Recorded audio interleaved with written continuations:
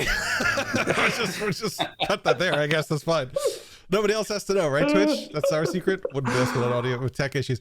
I swear to you, the reason we're late today is because somehow, and I still don't really understand how, we were about to go live and I deleted every scene in OBS. All of them. Every camera, every fucking layer, everything. I didn't touch anything. I've been working on OBS all day. Everything's been Gucci. So that was a thing. It's all back. It's all good. That's why we make backups of things. This session is brought to you by Western Digital. All right, so and Gucci apparently. It's literally brought to you by Western Digital because that was the only reason we could be here today. That was crazy. Code ORC at checkout. I don't know. Code, yeah, you can try it. It's probably not going to work. Probably not gonna work. We are not actually sponsored by anybody yet. Okay. Hey, Seagate. Hey, we're just gonna drop the name of all these, like hello Nvidia. Oh yes, please. I'm an AMD man myself, and so is the stream since it's hosted on my machine. So. Anyway, all of that aside, I brought in the fun music, and now we just lost our shit. So. Intel aside. For fuck's sake. Battlefield 6. Anyway, so apples. Oh, and he deleted everything. It's all coming together. Oh my god! Wow. We just wrapped the stream here. I mean, we peaked. We peaked. Is like Lenovo still working, or is Lenovo gone? If you have to ask that on stream, they're not going to sponsor us, buddy. They're gone to us. I don't know. What does anybody else want? Jaffa cakes? I do enjoy a Jaffa cake. If we say Marvel, can we be in a Biscuit Marvel Max movie? Nomex has awesome chairs, right? Yeah, they do. They also really, support really tall do. people. Just glide out Sponsored of by the- Elgato. Do you See, if we remember, ever get a like, 2 weeks sponsorship, ago? we could throw back to this. Yeah, I remember like 2 weeks ago we were like, we should stop using sponsored stuff on stream, but like, we should just keep it like to our brand or whatever. I changed my shirt this evening because I was like, okay, I'll go non-brand this evening. I was looking down and I saw a big fucking Apple logo on my thing. I was like, oh yeah, I'll get rid of that one. Yeah. Buy our Sponsored merch. by SteelSeries. Oh. I have deranged Rhino merch. I didn't get any Flying Orc merch yet, but I have this little Why? Halloween themed. You don't even you can't even sponsor us. I can. I just. Just another reason why you died tonight. Thank Aren't you, you the Richard. head I of our can, but I community just don't team, want like? to. Yeah. I mean, I don't mind, Kian. Carry on, buddy. Thank you, Ryan. I also Thank have you. deranged Rhino merch. Also have Kian merch. So, I'm Yeah, I swimming should in stream it. again. You should. Here on flyingorc.com. Excellent. Yes. Anyway, all of that aside, we are 20 minutes late, so let's kick in. All right. Oh my goodness. Thank you so much for joining us today. We are happy to be here. I'm here with Ryan as a Madriana. That is flipped now. Why is my camera flipped? Ryan as a Madriana. Kian as Dash. Rory is Eos in some direction. Busy as Hatsu. It's just like, fuck this. I'm done. We should stop the stream. There's just no point anymore. We've already just... That's it. Chaos reigns. Man. All right. I do have it's that gonna be Muscle a good Mummy session. shirt for Solid as well. Thank you so much. Those are lovely gifts. Thank you so much. I think thank you. Shout out Solid 10 Jesus, D&D. what are we doing? Are we playing? Is it the one else Can I today? do the What are we- recap, please? Yeah, Please, that's the just plan. take it away. Can you also DM this evening? I'll just sit back. I'll chill. All right, you're in a I pyramid in think the space. monster was Oh, one God, hit from no. death, and we were just picking up on the last hit, and there was some kind of monologue. I can promise you it is definitely one hit from death, but won by a very substantial number. It's one hit from death, but still able to kill Dash. Awesome. Good job. That's Let's the go. goal. Let's see if we can accomplish it. Rory, please, my friend, for the love of all of the gods in this 69. session. Nice. Previously on the Wandering Isles, deep in the forest outside Asazaki, the party was finally catching their breath. Eldrin was high in spirits after discovering Chicken, now his fox, with a divine presence and an ominous glow.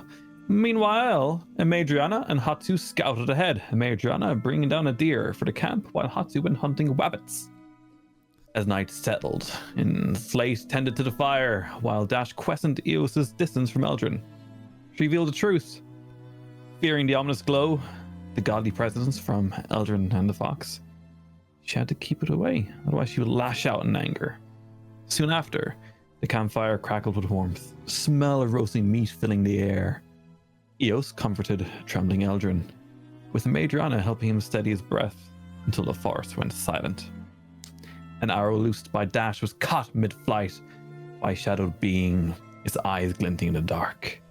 Eldrin froze, panic surged, and the forest erupted into chaos.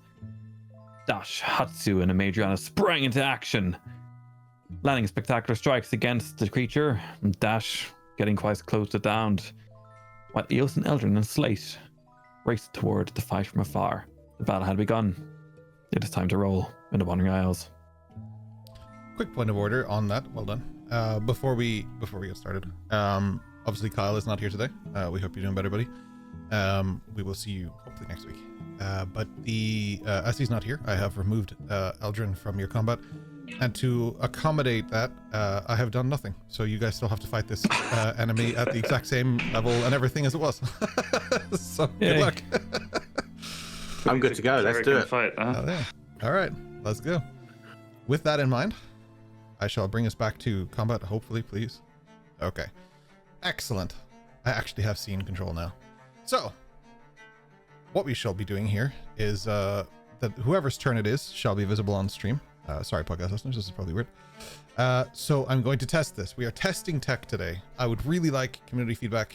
Let me know if anything is broken, weird, or janky. Thank you so much. Okay. I believe it was Hatsu up first, so get out of here, everybody else. Let's miss. Yep, and there we go. It worked. Hatsu, you are up, my friend. Hello. Hello. It is It's your me. turn in combat, so you may choose what you wish to do. But I'm not on the map. Right. We'll get there. There you go. Not bad. Hell yeah. So, me set target Pika Bunga. And then we're gonna follow it up with Kazejoba, of course. And another attempt for Stunning Strike. Okay, I have to mark it down. 3 and use it without consuming the thing because it let me. Attack. And 10%. So. Let's go. That is a 17.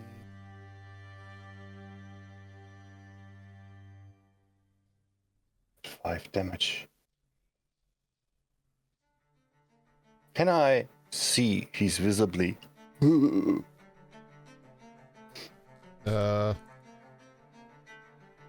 Not quite. He seems All pretty right. okay. Okay. He's definitely stunned until the beginning or end of your turn. What is it? Is he? Oh no, because it's the beginning of your turn, so that you can. Until the start of my turn, he's Yeah, stunned. so he should be unstunned now, technically, right? Yep. But. Oh, Ow. On a successful save, the target speed is halved until the start of your next turn, and the next attack roll made against the target before then has advantage. So my next attack does have advantage, right? Yeah. Does he have to make a save though? No, because he saved. The other effect kicks in, which is half his speed, and any next attack has advantage. Gotcha. Okay, thank you. So since I do another attack, that attack shall have advantage. For a dirty 20.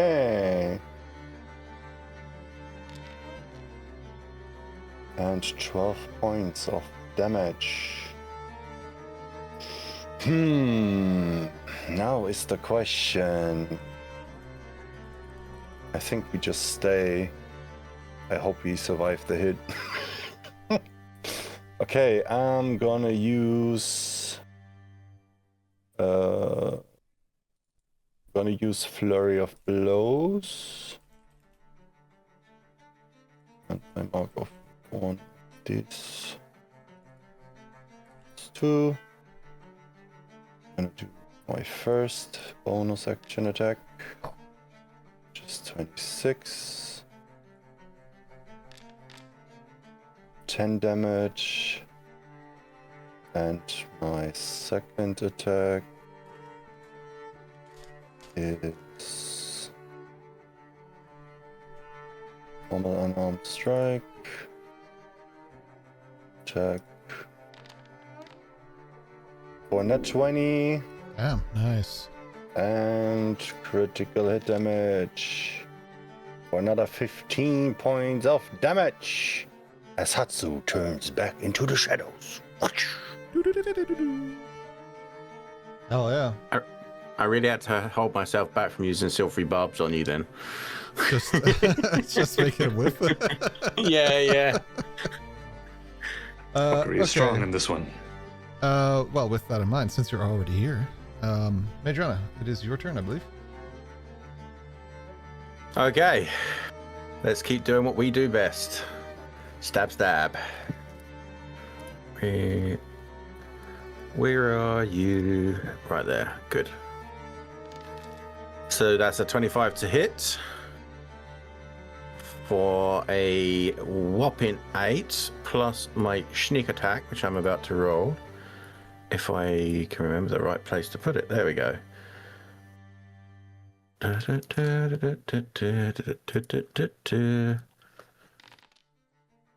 Oh, that was terrible. So that's 5 points of damage. Okay. And then offhand, and roll. That's only a 13, so that misses. And yeah, I'm going to stick it out. We're going to toe to toe with this Rakshasa and keep going. Hell yeah.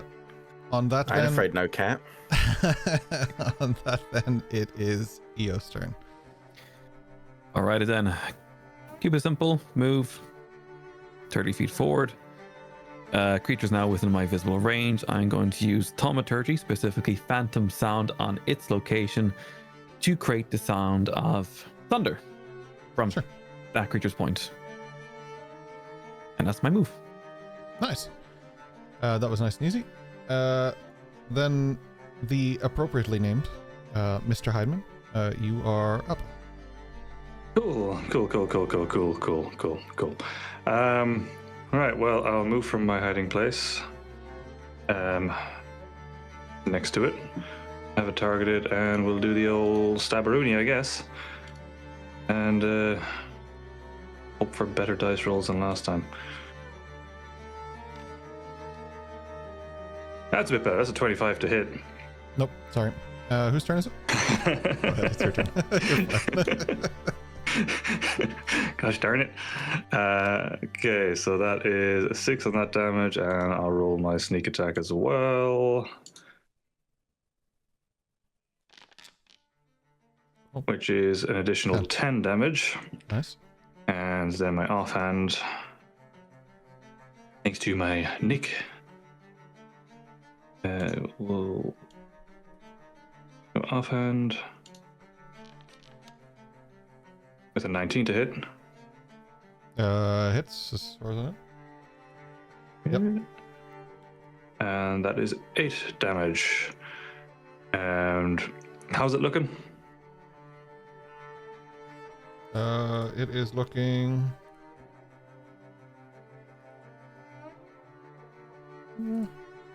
Okay. It's not too bad, let's call it. Okay. In that case, I shall move on through to the other side, into the bushes again, and bonus action hide. Perfect. For no reason at all, his want eyes a are following stealth you. check. I definitely do. I'm going to give you disadvantage on this one. And I think I get advantage normally because of the feat. Then your roll may be as straight as an arrow, sir.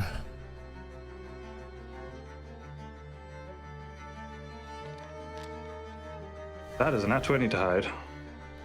Okay. Total of 30. Okay. All right. Fine. No problem. Fine, that's how you want to play it. Anything else? You're good, right? That's Slate's up next. That's me for now, yeah. Slate. Slate is currently trying to keep up with Eos and struggling in the darkness. So I will move and move again to try and get into visual range. Yeah, okay. I have no idea where you actually are. Oh, there you are, Sia. Yeah. So that's it. I'm just making my way through the forest and trying not to face plant and trying to keep up with the others and using Eos, around me as a kind of a gauge for the direction we're traveling, so I can sort of see a silhouette and I can hear. So I'm just sort of moseying on down. No worries. Then it is, I believe it is its turn.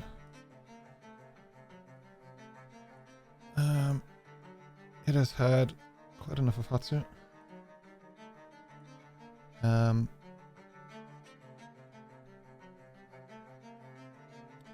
Hatsu, it's going to take a hit at you. Hi.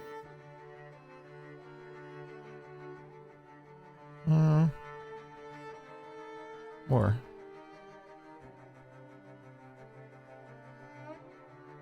No, yeah. It's going to try to take a hit at you. Okay.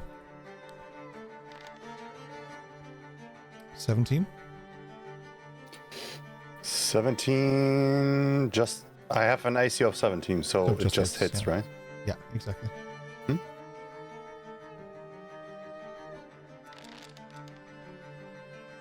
Ooh, some low rolls in there. For 13 damage.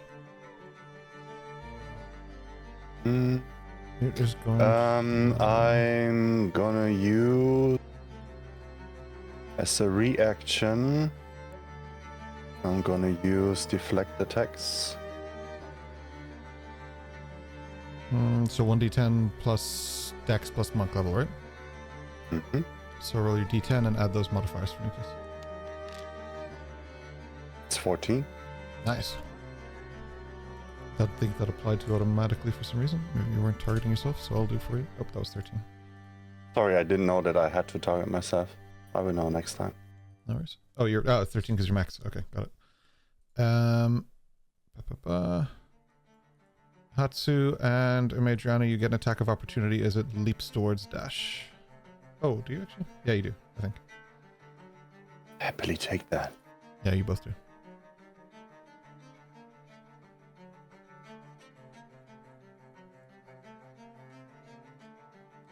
It says I'm too far away from it.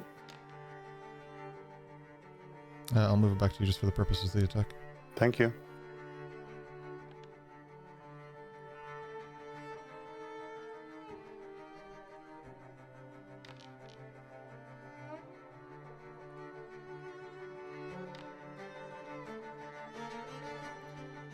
And another 10 points of damage while he's moving. Thank you.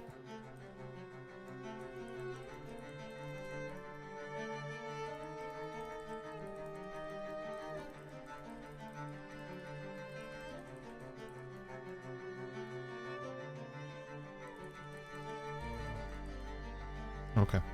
Sorry, I'm just trying to fix something here on my side. Perfect. That is its turn. Let me just have a quick look here. Yeah, it's starting to look a little bloody. Can I check? You said it's leaping towards me. I assume it's kind of leapt into the general direction where it saw me go. Yes. Am I able to tell if it's cocked eyes on me? You are not. Cool. Cool. Okay. Hatsu, it is your turn.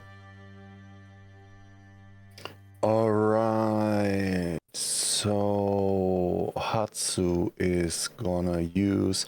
I know we don't have a feature for that yet, but I would like to use one of Kazujoba's abilities. And he's gonna use Saphir's Gift. 1 second. Okay, yep. So he is gonna, as he slashes through that creature while he's moving past him, he makes like a turn and like an X-shaped posture, and you see him visually channeling his black aura into the sword, so it gets like a blackish hue around the blade. And he is going to move basically in front of him, between him and Slate.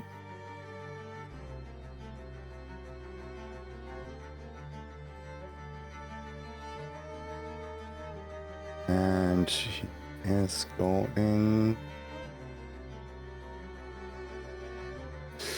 That was an action, right? I believe it's an action to use it, yeah. Okay, so I use my bonus action to just make a regular unarmed strike.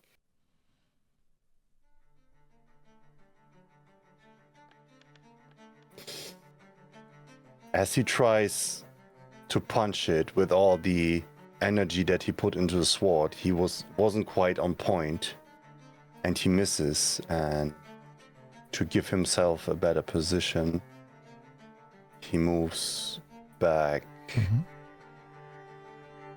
That is 40 feet right here. Shoop. Cool, no worries. Sorry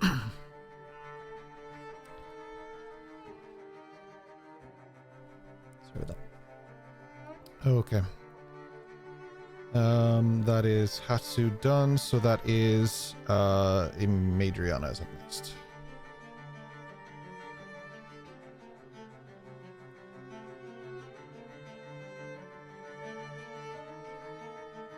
Can't hear you right now. Not sure if that's just me.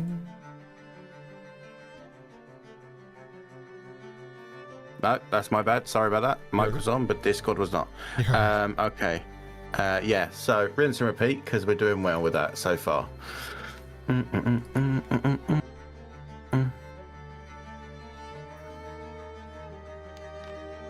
That is a 19 to hit. For a damage of 8, plus I will roll my sneak attack. Please roll better this time. I'll take that. 11 points of damage. 11 is good. Hell yeah, 19 points in total is actually amazing. So you're kind of running in front of it as well, are you, to try and sort of... Oh, yeah, I'm heading it off. Because I'm guessing I don't know where Dash is, because he rolled pretty well for a change. Very good for stealth. Yeah, you're not quite... You were too busy watching this thing to know where Dash disappeared off to, so... Yeah. And then offhand attack, that's not going to hit. No, that doesn't hit. So, yeah, I'm going to stick there and growl at him. He may growl back. Eos, you are up now. As Eos comes to a stop, seeing what's happening, her eyes lock in on this creature that just jumped towards Dash. Her eyes turn purple, the iris specifically, and she uses Tasha's mind whip. I'm going to need a intelligence save of 15 from the creature, please. Okay. Bear with me for a second. You're good.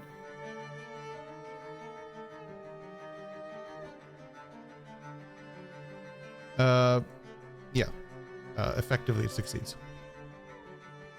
Shenanigans, okay, it's gonna be half damage, so let's do the roll. 4 for you then. 4, did it apply? I don't know. No, it applied 8, sorry. Okay. There we go. No worries. I'm also getting a warning symbol. I don't even know what that means. Okay. I think it's because you've no reactions if it wasn't successful. Okay, gotcha. Is that it, Eos? Is there anything else you want to do? That's all she can do. That's all she can do. No worries, Eos. We will then move to Dash. All right. We'll keep going what we're doing, I guess. Dagger attack again with a natural 20 to hit. That'll do it. That doubles your sneak attack damage too. Just remember that, please. Wonderful. So I'll roll the critical hit on the damage here. That is 9, it tells me. And then I'll do the same on sneak attack. And not letting me add the crit, so I'll just roll it and double it. That's 13 doubled, which is 26. Oh, no worries, I'll give it another 13. Perfect. How's it looking right now? Bloodied. There's a little icon there. I don't know why it's using this old ass icon, because I did actually change all of these several times. So I apologize, but for now it'll have to do that. But it's looking bloodied, but not severely. Okay, then I'll go offhand, which is a 24 to hit. Yeah, do you have dual wielder? I don't remember. No, I have the mastery nick thingy. Okay, so it gets 4 back because on the Yeah, it's I don't know why it's adding prof there. I'm selecting offhand, but should just be 4 on that, I think.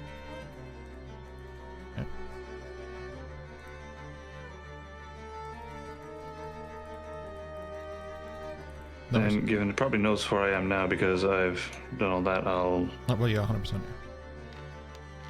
and try to hide again. No, maybe not with that. It's a 13, but I'm gonna kind of move around to the other side of Amadriana. No worries. Do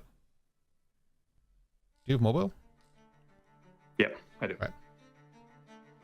No opportunity attack, thankfully. Opportunity attack. No worries. That is dash. So Slate, you are up next, sir.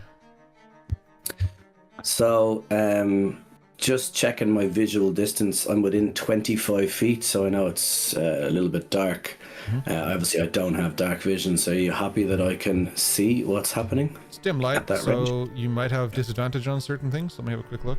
I'm happy to move closer. I just want to clarify. I just want to move into visual range, so I'm happy to move, 10 feet forward or whatever. No effect on attack rolls. Sorry, it's just on perception and stuff. So yeah, you should be okay. Perfect. So the first thing that I'm going to do is when I previously heard the commotion, I made for it and started running away from the campsite. Halfway there, I realized that my rapier was still in the meat on the spit, so I have no sword. With that in mind, I am going to run into visual range, see this creature, see the guys all around it fighting it, and I'm gonna cast Vicious Mockery. And how Slate does it, particularly because he has no sword, is he pulls out his hands and he's like, "Hey, you!" and get their attention, and then does like finger guns, and that's the joke. And he's gonna do that, and it's obviously psychic damage, so you've got to make a Wisdom saving throw. Bear with me for 1 second. Yeah. I fully expected you to just go pss, pss, pss. That's Pew pew pew. My spell DC is 14, if that helps. Thank you. Yeah, no, it succeeds. Yep. Yeah. You're finding, I would say for Eos as well, you're finding at the moment that spells are not impacting this the way you think it should. Something is sus. You aren't familiar very much I don't like on... That's okay. You are familiar with how spells kind of impact things, and while you're not super used to using them on people in this sense, in this setting, in this environment, you still would expect more from it, right? And it's not quite happening. So something is definitely amiss there. And after doing that and it being really not impactful, I'm going to stop, look towards the group, and I can see that Dash is kind of hiding behind Amadriana, and it's clearly worse for wear. So what I'm going to do is use my bonus action to cast Healing Word, which has a range of 60 feet, which he's well within. So I will have targeted him, so that would work.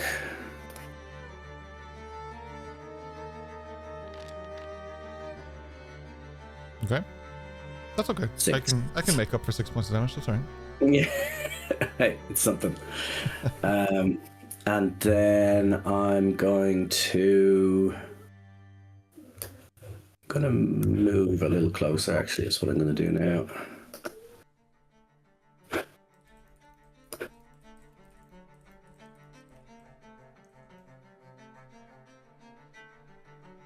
So I'm gonna take 25.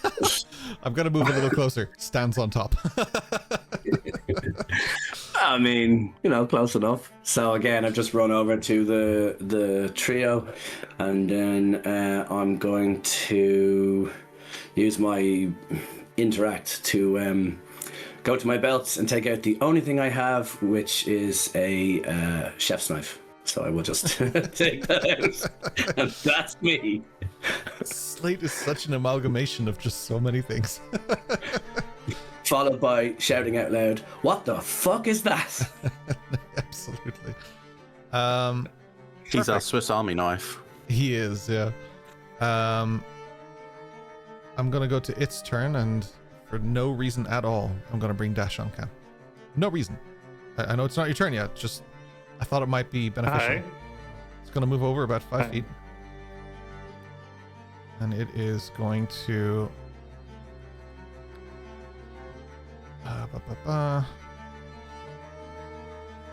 is it that time? It's not that time. It's gonna try and hit you.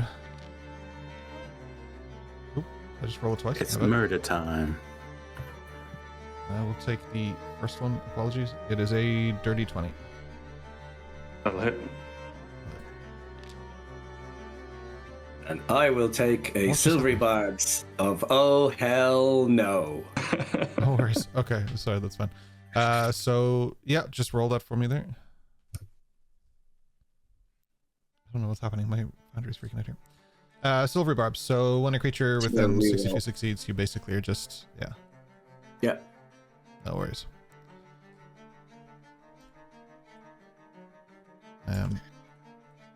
Having so And much a different creature for advantage I'm going to give to a Madriana because I'm behind a Madriana. Cool. So that's what I'm going to do. So it's going to sort of be like a tap on the shoulder, like, hey, I'm here. That's that. And oh, hell no. It got, oh, sorry, I'm targeting Hatsu as well. It got 17 to hit. 17 will hit. 17 will hit. Okay. I'm not targeting Hatsu. Why is it telling me I'm targeting Hatsu? Please, Foundry. We do combat once a year. Normal hit. 23 points to Hatsu for some reason. Sorry, Hatsu. I don't know why. I'm not targeting you. It doesn't say I'm targeting you. Stop bullying me! Uncanny dodge to half that. Sure. Just roll it into chat. Yeah, currently doing that. Rolled. Perfect. Sorry, uncanny dodge. Hits your reaction. You take a reaction, so you have no opportunity attacks this round. Okay. Correct. And you take half damage. So what was it? Sorry, it was 23. It's 23. I'll give you 12 back. Appreciate it. We'll see if you do. That's 6 healing has saved me thus far. That's 6 healing. Yeah. Well, no, because your uncanny dodge would have saved you anyway. So Slate's efforts were useless, and he should never do that again. Perfect. That is that's me done. So I'll bring in Hatsu. Mm-hmm. Hatsu is gonna move over to Dash. Yeah, he would do that. And Such a Hatsu thing to do. And as he saw how fucked up he is, his big brother instincts kick in. And he we've seen these before. is gonna take out his healer's kit. And like a drive-by, he shoots the needle in the arm. Shoots the needle. Wait a minute. It's a That's been on the streets of syringe. Palpatine, I he imagine knows it how as this a goes. syringe. You know in Apex like how Octane Stims, stims. right? Yeah. I visualize that like go faster. Okay. Oh shit, that was the poison from the fish we put in that vial in your bag. Oh damn. So, what? Consume resource. I guess Stash has to roll. I don't know. I don't see anything here. You target it and then you usually. What do you do? I have targeted him and I used it. A healer's I kit used only the stabilizes healer's someone kit. who's down. It doesn't like. It's not like a. It's not like a bottle, like a. Wait, flask. it says. Bandage, salvages, and One sec. splints. 10 totals you spend when to stabilize one creature at 0 hit points, right? That's a healer's kit? Am I tripping? Wait, what have I read earlier? What the Oh, fuck? you're right, DM. Thanks, Madrona. I'll give you that inspiration later so it doesn't look Oh, suspicious. That is so weird. It was totally different when I read it out loud earlier. I read it to the boys. It was something else. But okay. Boo. Didn't read the 2014 Oh, version. sorry. I did the wrong thing. I'm so sorry. You're I okay. wasn't supposed to use the healer's kit. It's fine. We'll I just... was supposed to use the healer's feet. I'm sorry. Oh. Okay, you're fine. I mean, it's been a while since we had combat. Like, That's fine. okay, we Fine. learn these things again. To be fair, So, you still are using as the an healer's kit. action, I use one charge of healer's kit to restore HP. It restores 1d6 plus 4 HP plus the creature's maximum hit dice. Okay. Creature can't regain HP from this again until after a short or long rest. So I expend one roll of my, but it gives me only 1d6 plus 4. Does it the rest automatically? Plus the creature's maximum hit? I assume it does it That's automatically. a D8, isn't it? Oh, that's a 6. That's a 10 plus your maximum hit dice levels. Which is Alright. 8 for rogue anyway. Okay, so I have to mark off a charge of the healer's kit manually because it didn't do it, and it states that it consumes the charge of the healer's kit to restore. Right? 18. All right, and Before I then end up doubling up on it, yeah, thank you. What? and then. Did you add that back onto me? I did, yeah, sorry. That's what I was just trying to cut through. Oh, yeah. Oh, sorry. Yeah, That's yeah, right. yeah. Okay, cool, gotcha. Then Our maximum at the And moment, by the way, is 6, then- not 8. I You're do a 5 rogue, aren't you? more. Yeah, but it's per level. You get a hit die. Your hit die and is I- 1d8. bonus That's your hit die that you action. roll when you like level up and Is stuff. your Oh, it's the die you roll. Sorry, I thought you meant the number of hit die you have available. Sorry. How unfathomably confused I am. No, it's okay. We're good. We're good. Yeah, it's the hit die, like as in your hit die, the one that you would roll. In. Yeah, sorry, I You're good. misunderstood. You're good. We haven't done combat in a minute, so it's okay. Okay, and then he's gonna use bonus action. Ah, I didn't target. What the fuck? I love the idea that Hatsu's like looking after Dash here and then no look just punch straight to the face. Unarmed strike. That feat is Check. also an action though, so are you Yeah, I'm using the bonus action at the Sorry, moment. Okay. 21 hits. And damage for 8 points of damage. And I have still movement. And he's gonna.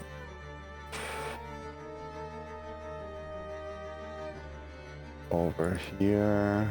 You have the mobile feat? I have 5 more now, but I have Zephyr Strike at the moment active. You remember I activated from the sword?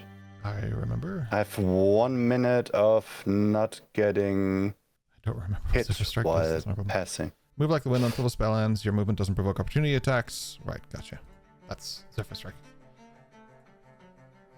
That's me. He's Busy moving bee. so fast. Gotta go fast. That is busy. Sorry, that is Hatsu. So we are with Madriana. Okay, feel free to tell me to fuck off. Fuck off. Can I do a free action as a bonus action? What? It's a free action, but I'm willing to use my bonus action to do it, is what I'm saying. Basically, I've seen what's happened, seen as Slate has run over, and I essentially want to just throw him my rapier. It's an interactable object. You don't have to use bonus action for that. Okay, cool. So my wing, the tip of my wing just hooks the handle of my rapier and just flicks it backwards towards Slate, hoping he will catch it. Hits him in the face. Yeah, Pitch black. probably. Oh, my eye! Yeah. He looks back. Oh, Slate's shit, dead. wrong The end. rapier just went straight through. Yeah. I'm still alive, but badly scarred. I'm not dead. I'm just really badly hurt. Slate, I'll get you to. Let's roll acrobatics. Yeah, acrobatics or athletics. I'll just either is fine. Just want to see if he catches it. So. Yeah. Hell yeah. 16? You're good. 16. Cool. You shall have a sword. And then I'm. And As my he catches, bow. I just say pointy end forward, yeah? It helps. I'm going Don't throw it. Yeah. Dash is dead. So that's a 25 to hit. 25 For- definitely hits, yeah. 7 normal points, and I'm gonna then roll How my long does sneak shield attack. last? Why do you still have an animation? I shouldn't still have it. I was gonna wait until it come up and just said like, look, that's still not inactive, but I don't know why the animation is still there for whatever reason. Because of the silvery barbs, you have advantage, so you might as well roll it, because the next attack that you do, which I gave you, is advantage. Just on the off chance it's a nat 20. Unlikely, but... Okay, so I roll a He has it for a d20 while though, if he separately wants then. to hang on to it, he can as well, but yeah. Oh, do you have to call it before you roll? I don't actually. Yeah, just do it anyway. Because No, it's your next attack. silvery barbs, it's not a bardic, so it's the very next sorry. attack. That's it. Jesus, yeah, Bardic is the sorry. one you hang on to, so it's now or never. Yeah, it's still the same result, so Yeah. that's good to know. Good, just good so- to check though. Yeah, 100%. Sneak attack damage is 8. However, I forgo the 2 points of damage for one of my die, and instead I need you to give me a dexterity saving throw. Okay, why? But I will. But why? Because it's part of our cunning actions. Fine. I can put it in the chat if you want. I'll get you to put it in the chat anyway. Absolutely. What is happening? Sorry, not cunning actions, cunning strike. Apologies. Let's strike. Okay. This is why I was hammering it into the boys all week long. Check your sheets. Know your sheets. So I can do trip, withdraw, or poison by removing one of the die from my sneak attack. In this case, I want to do a trip attack, which is large or smaller. Make a dex save. They fail, they are knocked prone. Son of a beach. They are knocked prone. Haha! Zutela, you will be man, kitty cat. Okay, That's really offensive to my people. Cats. what, French? Oh, okay. He's a cat. He's a cat, man.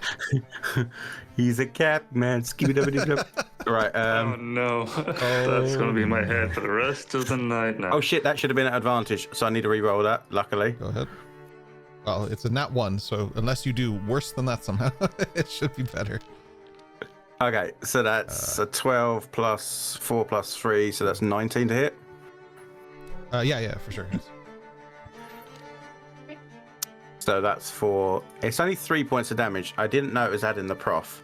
So you could probably actually add like 10 to 12 hit points back from previous I'm rounds. pretty sure I've been managing it the whole time. If I Okay, missed it, that's fine. then I take it on myself because I was watching for that offhand stuff. Yeah, that's fair. Cool, no worries. Sorry, how much damage was it then? Sorry. So that was 3 for that attack. Yeah. No worries. And yeah, he's knocked prone, so it's easier to stab him. Unless he prefers to be prone. I mean, maybe that's Most cats are on all fours most of the time, so He landed on his feet. He's fine. yeah. His nickname is Optimus Prone. Puss in boots. Okay, that's me done. That's you done. Cool. With that, we have Rory with Eos. Alrighty then. So Eos gonna use. Is it alright if I use the bonus action first? Yeah. You can use them in any order. Alright, just making that sure. So using Scott and Va, aka reskinned something of the Raven Queen. Going to Perfect. pippity poppin', yoop, to there. And seeing how unsatisfied Eos has been with the previous spell, Where Christ did you go? Oh, there you go. Gotcha. cracks her neck, stands a bit wide, eyes flicker blue. And she uses lightning bolt, Oh yeah. aka Storm Piercer. So, yeah, let's go for damage. He takes half. What's half of 31, everyone? 15. 15. I'll say 16. I like this DM. I always give the That means he's going to round lower. up for their damage too. No. I always do it that way. So for players, I'll always give you rounded up, and for my minions, I'll give you rounded down because combat's already hard enough. How much damage did it take? Sorry. 31 halved, 16. I'll just. There we go. 15. That's It not just good. did it automatically, so but I'll take one off. Okay. Nicely done. Alrighty.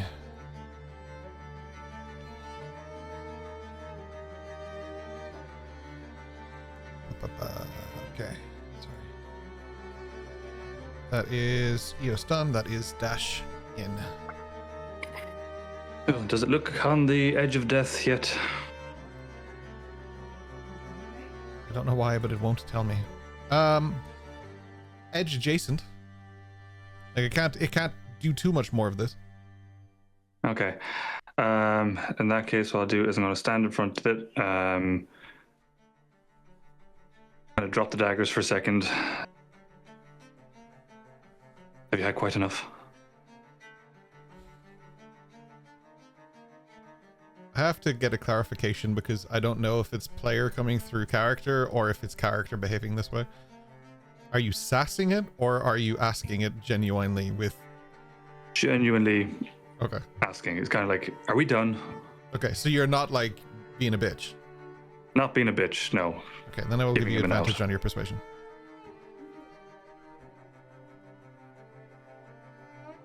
Persuasion. Are you sure you're not being a bitch? Montage. I'm not. Well, he might think he thinks I'm being a bitch. I'm built Why is for that not fucking inside? charisma, and that this is what hidden? it gives me. God damn it. That's a 9. It's not hidden. Not sure why that's not coming up in chat. That's a 9 anyway, that he rolled for persuasion. Okay.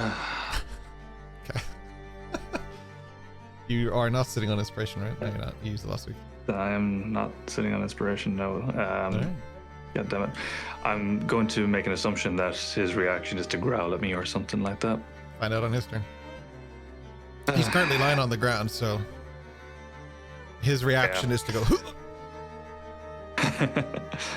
I have to be careful by saying his reaction. That did not use his reaction. Yeah, I know what you mean. Oh, fuck. His response. His response. Thank you. His response, yeah. I'm going to kind of just move around him so I'm not in the line of Eos again and stand over here. So I'll move into the bushes and I'll take my bonus action to hide again.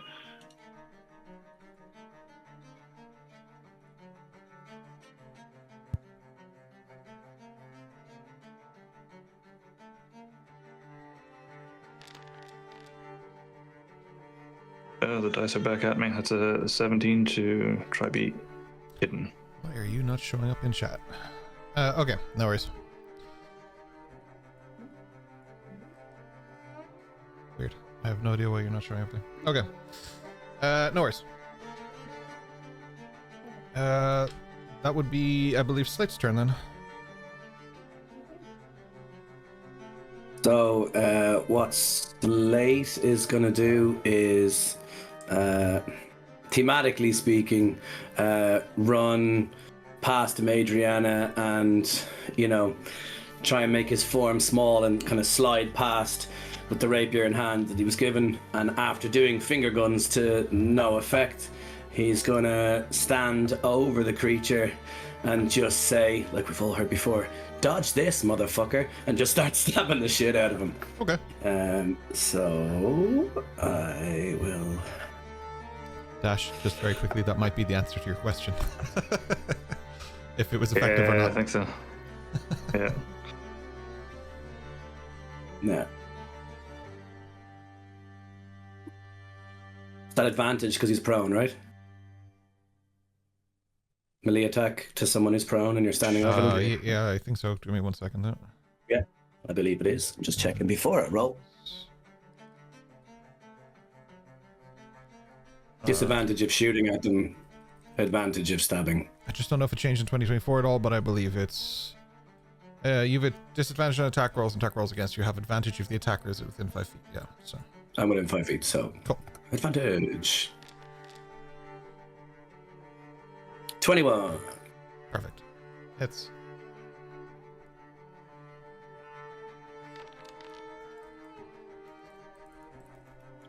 Wow. 4 damage. Stab his toe. Where are you? Can't see you in the dark.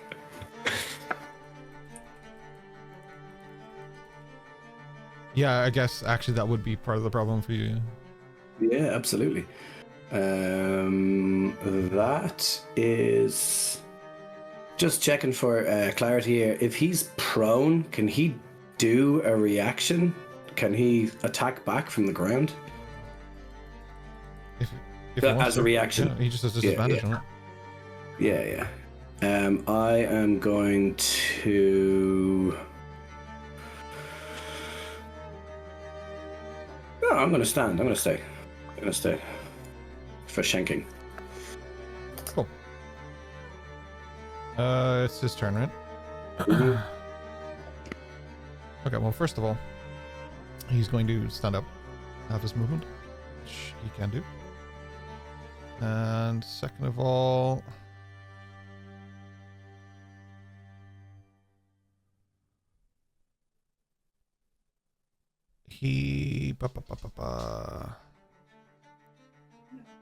He'll talk to Dash first.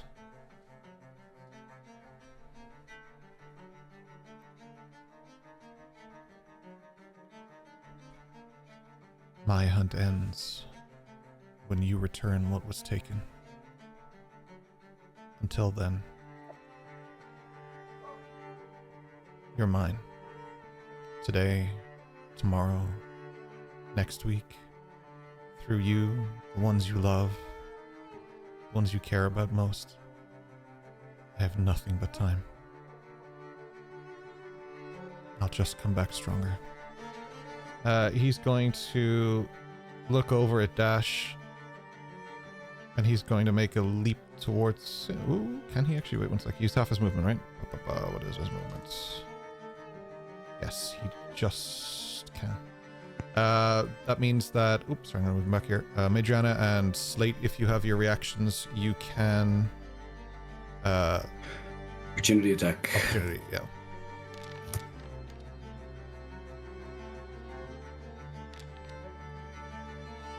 There's a 25 to hit for 7 damage for me.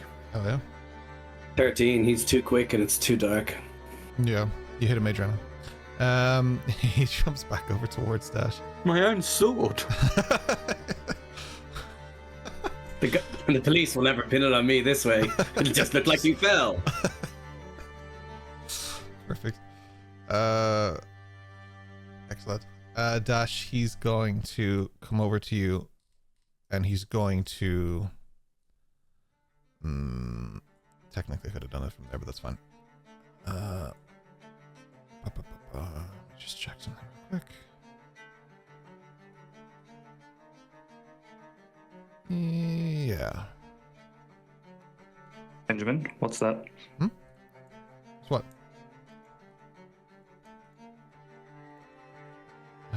What is that? What's what? It's certainly nothing. Let's get it. You hear a whimper in the distance. You hear, oh fuck, very close. We need to make some cacchini. Should hopefully make you roll. It does. I need a wisdom saving throw from a Madriana, Just Hatsu, Slate, and Dash. before you do this, I'm going to do cutting words as a reaction. Okay. So just see. So cutting words says you learn to use your supernatural ability to distract, confuse, or otherwise sap the confidence and competence of others when a creature that you can see within 60 feet, so them, makes a damage roll, ability check, or attack roll. You can take a reaction. So therefore, I can take the reaction. Sure. I consume a bardic inspiration die, which is a D8 for me because I'm over level 5, and you subtract that from the to hit or. Yeah. Whatever. You did an attack of opportunity, right? Yes, then I don't have a reaction if that's the case. So that's happy out. I will take my roll and shut my face. Doesn't have to be that aggressive, but it does. Dash, do one from you, buddy. What do you pal? That checks out. I would like to use my inspiration to re-roll that, if I may. Seems like a good time. You may. So I will just use my inspiration. And then... Just check it, DM. Were you joking about that inspo?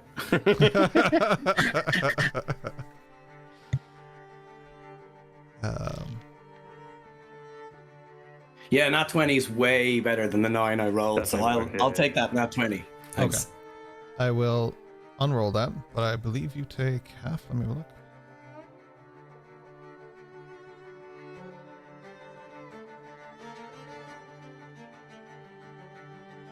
You do not.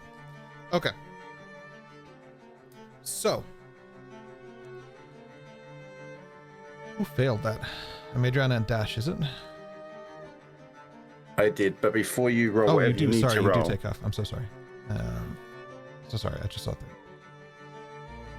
Apologies. Sorry. What? Before you roll whatever you're going to roll for damage, for whatever reason, it says that I'm of 19 hit points. I haven't been touched this whole fight. Just got touched right now. Oh yeah. Okay. Oh, that's from that. Okay, That's cool. from that. Yeah. Oh right. shit. Does this count as an attack roll? No, it does not. Hatsu and Slate, you guys succeed, so she'll remove you from this particular moment because you don't need to be here. Madriana and Dash, however, you both go through something different. Dash, are you still standing? I'm still standing. Okay. Yeah. Madriana,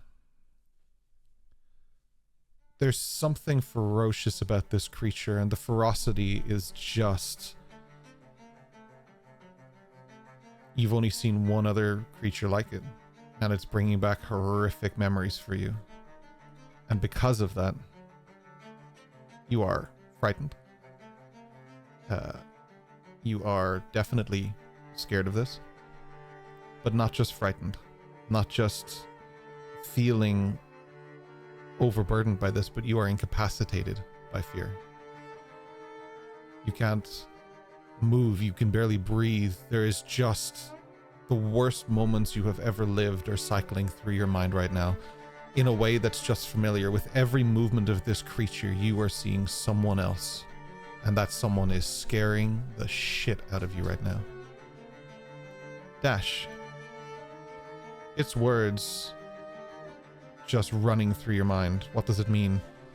Who is it talking about? Like, if I kill it, what's the point? It's gonna come back. Is it gonna come back for me? Is it gonna come back for Lissa? For my mom? For, like, Elandro? For the people that you care about? Elandro? I hope I said the name right. Elendor. That's right. This isn't Lord of the Rings. Apologies. It's people that you really care about, and more so the people around you. The people that you came tirelessly for months to try and save. You walked through these entire lands. You encountered this creature to save these people. And now it's not just threatening you, it's threatening them. And although you want rage to take over and to stop all of this from consuming you, you too are incapacitated by fear as you feel it roar right behind you. And the roar echoes through these trees. What adds a little bit of fear is that the roar is returned. In the distance, sounds of roaring come back through the trees. He stands behind you. He has probably at this point one swing to take you down, and you know it in the back of your mind and in your heart. But if that's enough to bring you back into attentive state that you can like actually contribute in combat, we'll have to find out on your turn. In the meantime, that is Hatsu. You're up, my friend. All right. So Dash and Ameliana frightened to shit. I don't know if you can see it on a Majorana. It's a little hard to tell, but for sure, Dash, like as he's running away, he just sort of stops. He's shaking. There's definitely a tremble there. I think for a Majorana, I don't like playing your character, but I think there would be subtle signs like a tremble as well, just because you're literally incapacitated by fear. So it's up to you how you want to play that, but there would be something there. There would be, but in this situation, there'd be no way he'd be able to tell quick enough. Okay. That's fair enough.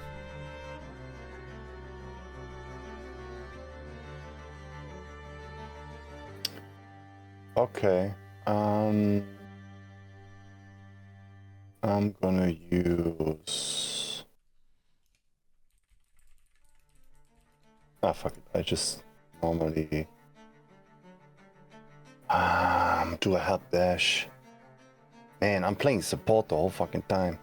Get your shit right. Do I help Dash? I love that so much. He's just getting the shit beat out of him. He's getting pummeled. He's torn apart. He's like terrified, and you're like, do I help Dash? Yeah, but he has such a big mouth, you know. I don't know. Maybe he has to learn a lesson. No. One hell of a lesson to learn. Hatsu is gonna expand.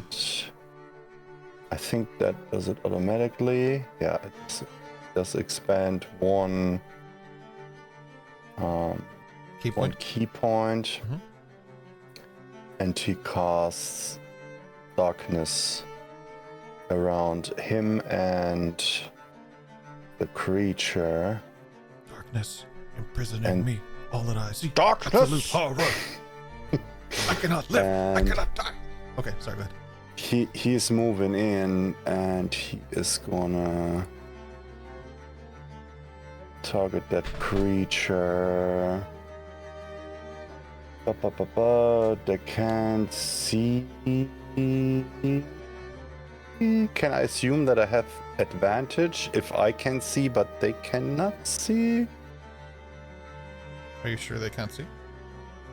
No, I'm not. I guess I'm gonna find it out. All right. Remind me. One second. I think the only thing that would lead to it being able to see is Devil's Sight, if I'm correct.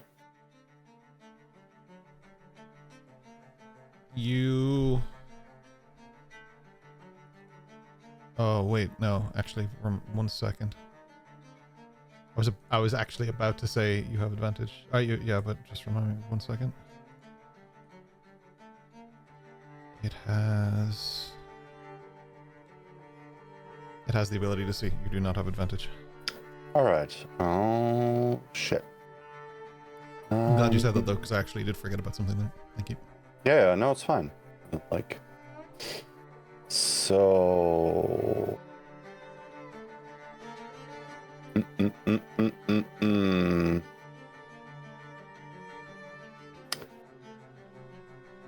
Nah, that doesn't work. I'm not strong enough.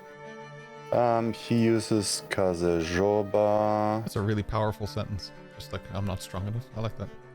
Nah, it's just he's more agile. My idea was to shove it away from Dash, but as he can normally see, that wouldn't be a point, and to attempt it with strength would be stupid. Yeah.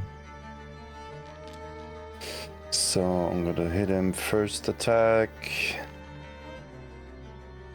And he's gonna go for the second attack.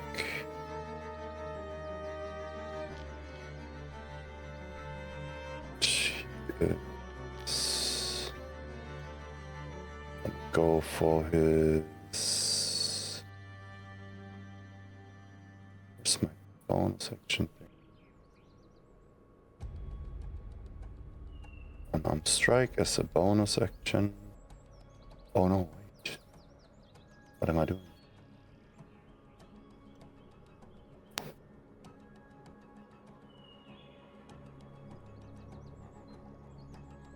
I'm so sorry.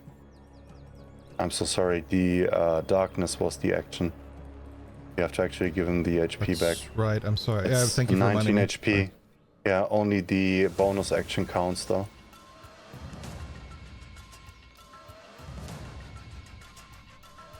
Well done, though. And thank you for So being honest about it. I it's- appreciate it. Yeah, it's 5 damage. And His that was 20 feet. focus is dead on dash right now. Sorry, poor phrasing. Yeah. Sorry about that. Poor phrasing. Apologies. Actually, he's gonna move over next to Slate. Sure. He still has Sapphire Strike active. I assume that was the 3rd round. Yeah, you're good. And he's shouting over. I'm sorry. I thought it would be blind in my darkness, but it isn't. Be careful. Yeah, I'll give you That's that. his turn? I'll say so it's not directly metagaming, because technically you're pulling that information from your interaction. It does respond to you hitting it. It clearly knows where the hits are coming from. It's Yeah, trying to deflect. that's you're what picking I up was on it. assuming. Yeah, Because he's very his perception is truly good Yeah, in yeah. a way that he would study his see- opponent, yeah, yeah. and that's why he could assume that he reacted to his Again, laser fists focus or on whatever. dash and stuff Yeah. as well. Yeah. Yeah. But it just, for the clarity for the stream, I'm just clearing it up, because usually for our home games, I know what you're talking about, but I would like to just be clear, so that it's not like I don't want chat to act up, you know, and I'm coming for you. All right, that is Hatsu. Amadriana, you're up. I'm incapacitated, right? You are. I believe you get to roll a save, though. Give me 1 second. It is... Oh, no, you don't. I apologize. It's till the end of its next turn, so it's actually not your turn. Apologies. Yeah, so but I'm you'll done be then. you'll be relieved of that on its next turn. Perfect. Yeah, cool. No worries. Sorry about that, Amadriana. No, that's fine. That's the game. It's the game. Eos, you're up. Oi, oi. I'm going to straight over to Amadriana. And I'm going to target Amadriana, as I'll be using protection from evil and good. So on the roll to relieve the terrible frightening condition, you will have advantage. That's my turn. Oh, yeah.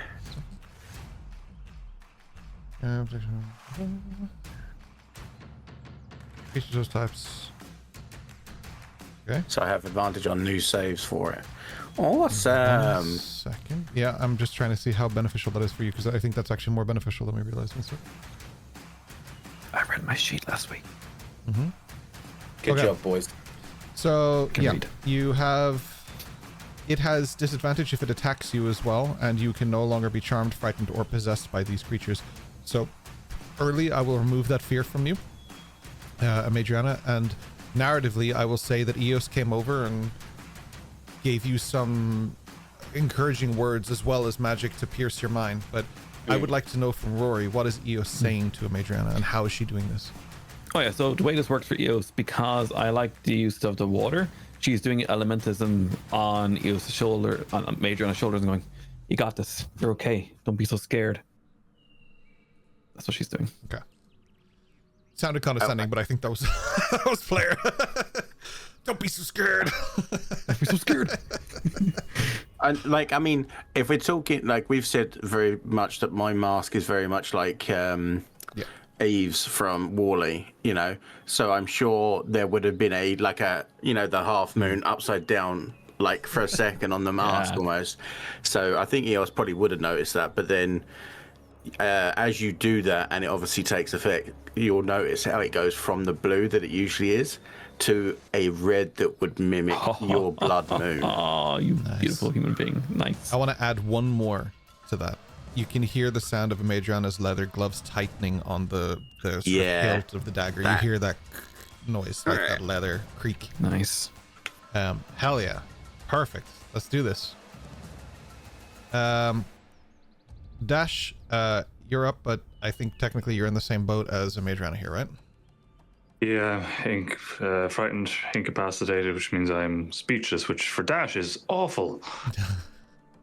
I do have blindside for 10 feet. So cool, you can see it coming. I can see it. And so I would know it can see me. So just for flavor, I suppose he'd see Dash's kind of response to fear is almost an angry look. Your face kind of going red. You're kind of shaking, but like not just in fear, but in rage. That kind of. There's rage as well, like the clenched jaw, the sweat on the brow. I would add to that there might be like tears in the eyes, but not necessarily tears of sadness or something, but tears of frustration. You know, that kind of that moment where it's just so visceral. Visceral. So that's the right word, yes. Okay, I am. Listen, every week I'm struggling. Perfect. Is there anything else you would like to not do?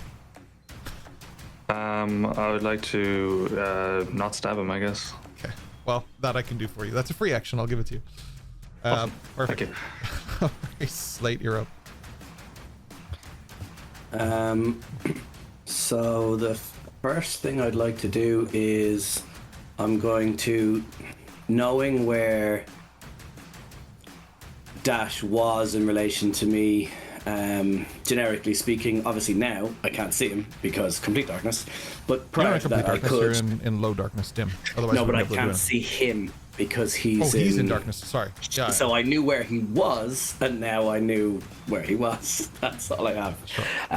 What I want to do is I want to sprint forward and try and stay as straight as possible to try and get as close as I can to him, and I'm just going to run with my hands out to the sides. I think you would just bump into the dude. This could happen, and so I just want to run as forward with my hands out, seeing if I can touch off somebody on the way through. So that's the first thing I'm going to do. Let's do a luck roll. Roll a d10 for me, 5 or higher. You get dash. Okay, and I'm just going to run my 30 feet regardless, and then we'll roll and see what we get. So we do D100. Mm-hmm. No, yeah, sure, if you want to. 50 or higher if it's a D100, it's fine. Oh, well, whatever. Or D100 is usually associated to luck. That's fine. Yeah, I'll say 50 or higher that you hit dash instead of the enemy. 26. You hit the enemy, which is a good thing, because if you are stopping at it, it is, yeah, so move your, I don't know why I can't control you. Want me to move me back? Yeah, just move yourself back there. What is happening? Like, oh, there we go. I got it. Yeah, that's fine. Thank you. So you hit off it. There's no way you confuse that with dash. Dash definitely doesn't have this much chest hair. But you do have a sense that you've bumped into it. So dash is a little bit ahead of you.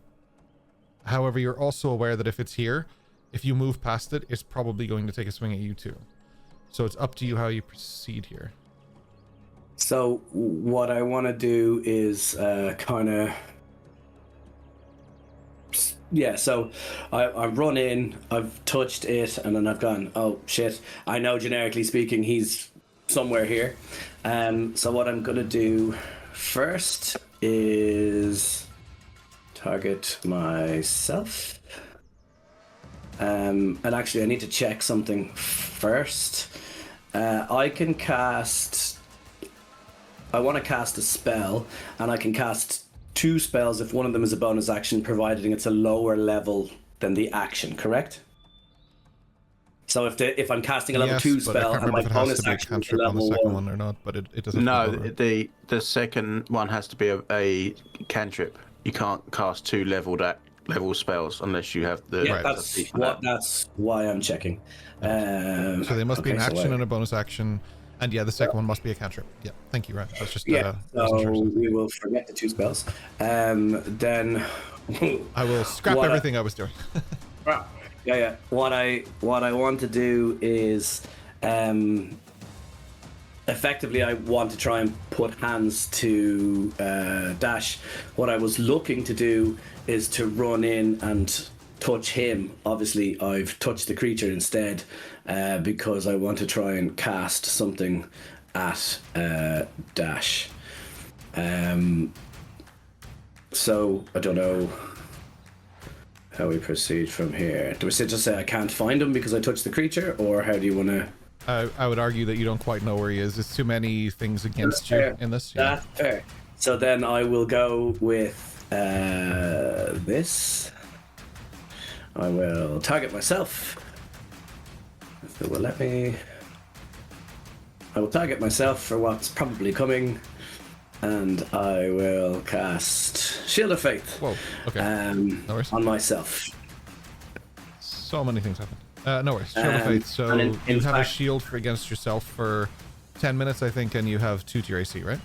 And I just realized I cast it from a different place. I think I have a free one of those once a day. Let me just check before I do that. We can do that after combat if you want to as well. You're not going to cast it again in the combat anyway, so we can do that. I have a free one. Cool, just give yourself a slot back then when we're done here. Yeah, perfect. That's it. Yeah. So that's it. I've run in. I've touched. Can't find him. Not sure what to do. I will cast that as a bonus action, and then I guess, knowing that the creature was there, I will swing wildly at it, presumably at disadvantage in pitch black, but knowing that it's somewhere in front of me. No worries. What did that was a bonus action, Shield of Faith. Sorry, yeah. So you have your action. One action to it. Yeah, it is disadvantage for sure. Yeah, you're technically blind right now, so I'll just add that to you anyway, so you know. But it is. Yeah. He said that I touched his hairy chest, and then I'm like, oh, get away! God, what is that? Yeah, pretty much. All right. This can't be Dash. He waxes. So attack, disadvantage. Whiff, and whiff. 8 definitely whiffs. Yeah. No worries. I move to its turn. I'm going to take a roll on Dash. I know you probably feel picked on right now, but that's because you are. Does it? Hatsu, it is your turn. That was a nat 1. Hi. Dash, you are. First of all, as part of the feature, I'm gonna move the darkness. Okay. I can move it up to 60 feet. Just to be fair to every party here, was that an advantage? Because you're in darkness? It was not. You're right, because he can see and Dash can. I have blind sight. Oh, then that changes it. That changes it. Yeah. Yeah, we're fine. We're good. Okay, cool. Tactical. But thank you. Sorry, Ryan. Busy. Apologies. No, it's good. It's good. Just in case, because I don't want to step over Busy's turn either. All right. Is there a way to mark the shadow template again? Yeah, you go to the one that looks like a pile of boxes on the left. The tool on the left that looks like a. Oh, sorry. It looks like a ruler, an L-shaped ruler. Sorry, the L-shaped ruler. And then you can move your template. Now it lets me make a new template. Click on the box and I move have it. to click in the middle. Okay. Yeah. So up to 60 feet. I guess that's fair here. So that is part of the feature that I can move it until it's off. So then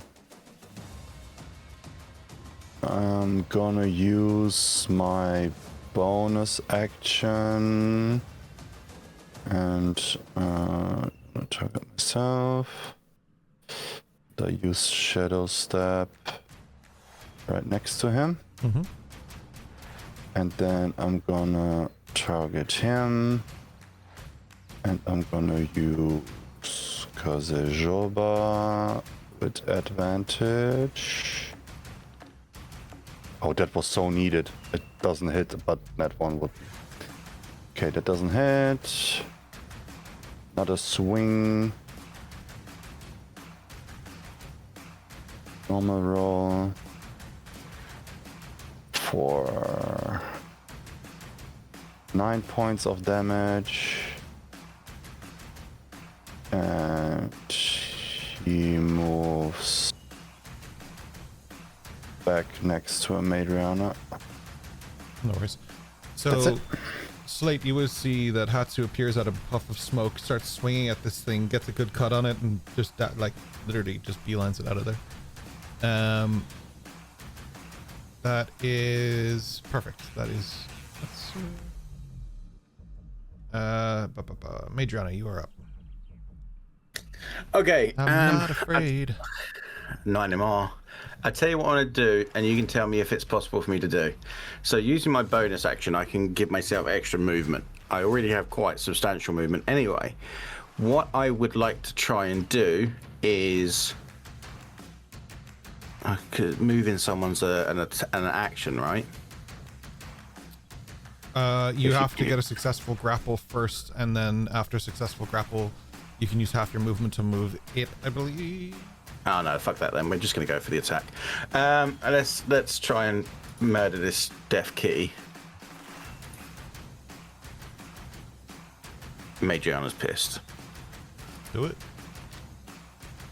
That is a 9 to hit. She's which not that it pissed. Sucks. Maybe she's too pissed. That's the problem. Yeah, She's she's still- so angry she misses. Well, right now you're still coming out of that fear zone, so the adrenaline is overruling your logic. Yeah. You have to find your zen. 18. You found your zen. So damage. So that's only 1 because you minus the 4 because it was offhand. It was the offhand one. Oh yeah. Sorry, give it I'll back. roll my Give it back. 4. Yeah. Sneak attack. I'll fix that on your sheets at some point. I so will you use from now on. If I say to you that I'll use whatever the last die is that's rolled when I'm using it to use one of my stunning strike things, is that okay? Cool. Sounds good to me. I think you can just choose. I don't know if it specifies. No, it does actually. You have to specify before. I wasn't sure on that before, but now I am. Yeah, just take away the 1 then, because it's a 1, a 5, and a 5. But instead of losing 5 damage, just take the 1. My combat is too hard for you to nerf yourself. Okay, so I can choose which one. All right, that's fine. That's DM ruling. I'll happily take that. Okay. So it's only 10 points of damage, but I need him to give me another dexterity save. Dexterity saving throw. Oh, that doesn't count. That was a ability check. Apologies. Saving throw. I think actually the last one was an ability check too, because I forgot they moved it. 17. That makes it so he's fine where he is. Cool. He is like almost drooling. He's very hyper focused on dash. Like he. Yeah. No Can I longer on say the something to prowl. him? Yeah, you have your talk action. So I just lean into behind his head where he can hear and just say, even with your tricks, I'm still not fucking scared of you. Nice. I like that. That was a strong moment for Madriana. I like that. Hell yeah. That was Madriana. So with that, we move to Eos. Perfetto. I'm going to use something that I've never used before. I'm going to be using Bastion of Law. I'm going to create a, let's say, a shimmering shield around Dash because I can see him within range. I'm going to give Dash 3 of my sorcerer's points. As far as I understand, this thing can absorb damage on behalf of Dash, if that's the case. Did you put it in chat? Can you put it in chat for me? I'm Bastion of click Law is use new it, to but me. You might need to in target chat. Dash, is it? There we go. Yep. Self for one creature, you can see 1 to 5 sorcery points. That creates a ward with 1d8. So you're doing 3, so it's 3d8. Yep. I will let you, Rory, decide if you or Dash rolls the 3d8. I'll do it. Okay. Because it's Probably coming from good choice. Eos, so thematically. Alright, let's go. 18. 18 points. And there's a doggy on the camera from Madriana. Oh. They said a donkey. I was like, what? Oh, Yo. that'd be Dash's cam. Dogs roll with advantage. Oh, Dash's No worries. I've given Dash 18 temp HP. Dash cam. Perfect. Dash, as it has had its turn, you should no longer have these effects on you. So you're no longer frightened or incapacitated by your fear. Incapacitated. I'm still blinded. Is darkness still going? No, not on you. It would be, Biz moved it. Still blinded here. I have the effect. Oh, I see. Sorry.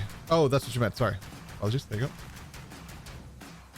go. And darkness is still applied to me, apparently. Is that right? Because I can't see it.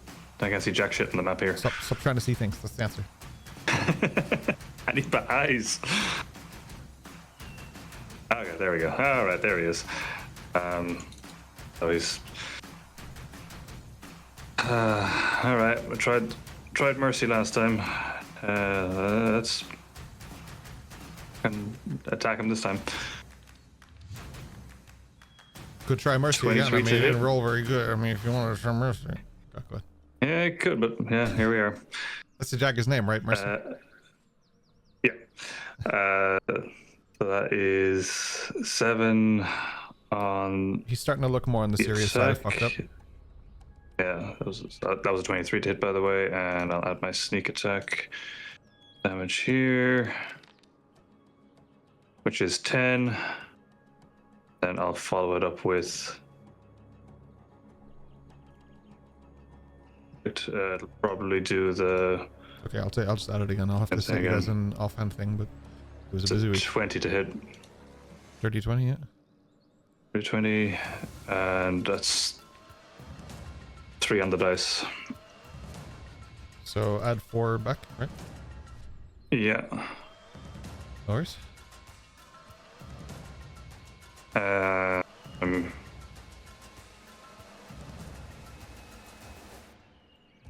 Yeah, then I'm just going to yeet it out of there and hide again. No worries, but it's a bonus action to hide, right? It's a bonus action to hide, am I right in that? Sorry. Yes. Yeah, your offhand is also a bonus action. Not with the nick. Do you have Nick? Do you Use have that as the mastery? attack. I don't know if I've been you have using it mastery this entire combat. And we discussed this before, I'm sure. yet. Okay. You have a quick peek. Otherwise, you can take those 3 back and I'll hide instead. I'll let you have it for the rest of this combat. I'll look into it because I'm not super versed in mastery. I need to check how that works. But go ahead. Go. And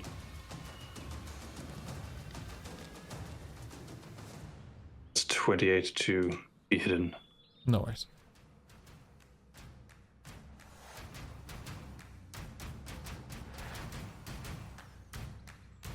Perfect. That is dash. So, Slate, you're up. The creature's still standing where it was, more or less beside me, as far as I'm aware. Yeah. Haven't heard it move, you know. You're not blind anymore. It's the darkness has been moved. So I'm not at disadvantage. It's just a regular attack. Right. Low light, but it's beside me. Yeah. Okay. In which case, I think I'm targeting it. Yeah, I am targeting it.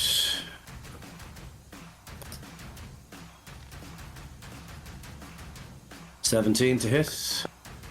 Just hits, yeah.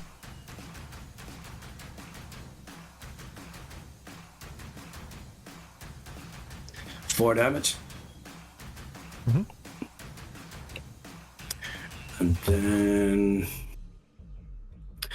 for a bonus action, a Madriana is beside me, so I'm going to target a Madriana, and I am going to give Bardic Inspo to a Madriana, which will be a D8, and we'll cast it into chat in a moment. How are you doing it? I want to know what Bardic inspiration How are you inspiring her? Must know. I'm going to stab it and do really shit at 4 points, and then look at her and go, come on, you can do better than this. Stab it in the back. Matriana, you have Bardic Inspo. Here we go. Just casting it in the chat there. Should be casting in the chat. There we go. And that's it. Okay.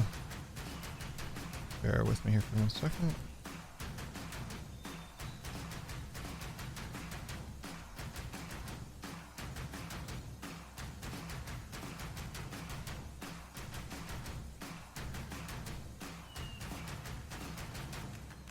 Okay. So, interestingly, until we cast Darkness, I had completely forgotten that it can see you when you're hiding. So it is going to go for you. I had forgotten about that, so thank you for reminding Busy. What? Yes. So it's going to go for But you. I rolled that means good. God damn it. It roll just real let you good. think you were hiding all these other times, but now that it's heard, it's like, okay, I better finish this before, you know. It's It can it's smell gone me, into can't it? dash. Yeah. You shouldn't have worn all of that baby oil. Slate and Madriana. I'll get you guys to, if you want to. This is what I use get for doing reactions. security consultation at a fucking perfume factory. Narrative. So I got a 26 to hit for 6 points of damage. Oh yeah. I'm gonna hold my reaction. I'm gonna hold it. Perfect. It's gonna run for dash. And given its low health, it is feeling a little frantic. It's gonna attack you with a 21 to hit. That'll hit. And then somebody will roll cutting words. I don't know who that is, but someone is going to. Good, because that 30 gets turned to a 15. So let me I'll just, take uncanny dodge as well. yeah, let me roll my cutting Turns words. to a 7. Usability. Good, good. That's math. That is math. It is not giving me cutting words. It Oh won't allow- dear. Oh dear, I oh have, dear, I oh have dear. 2 bardic inspirations, and it's saying I use a bardic inspiration to use cutting words. So I Oh just use dear, one. oh dear, oh dear. Okay, yeah, you can. Because it's fine. Yeah. So I will. Run I it just. I'm just gonna do it without consuming, and I'll manually change it in a second. How about it? All right. So it wants me to roll a. It's saying damage, but I should roll a D8, and then it reduces the attack to hit by a D8. Oh, I thought it rolls. It takes about half. My apologies. Go ahead. Roll the d8 for me.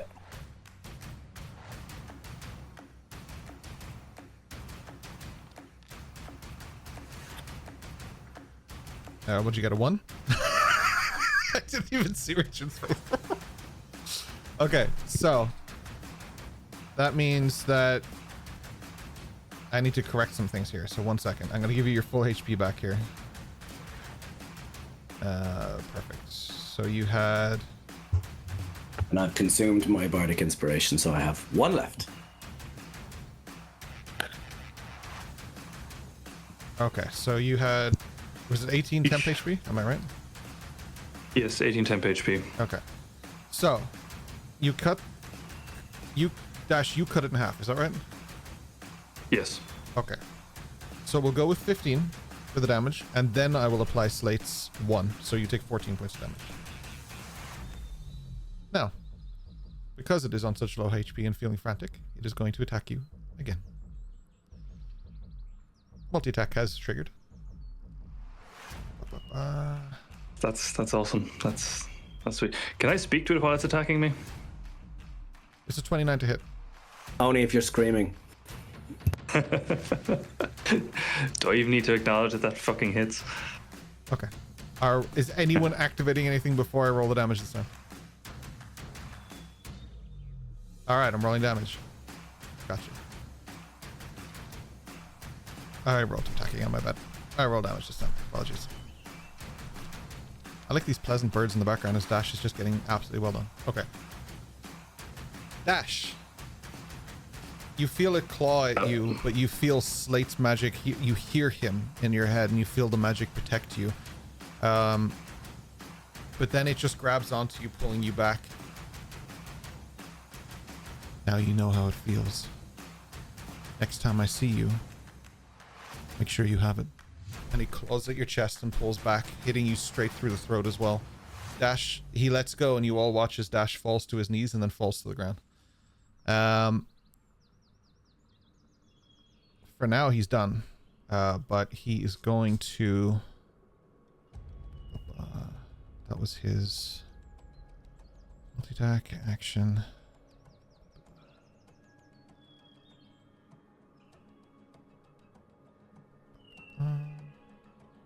he's going to start moving.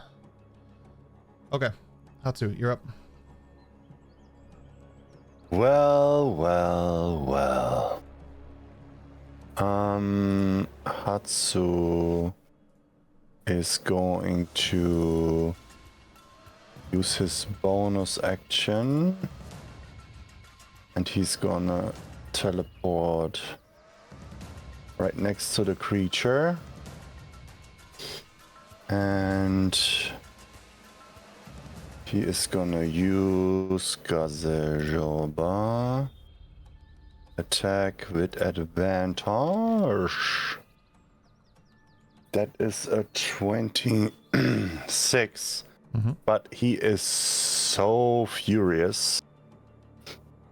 As he strikes, he goes through. He lifts his left hand like this. And he says, "She's in." And he's gonna use one of his features that Busy totally forgot about. Because whenever Hatsu has advantage, this feature kicks in, and he's gonna re-roll one of the attack dice. And he is gonna re-roll the 7.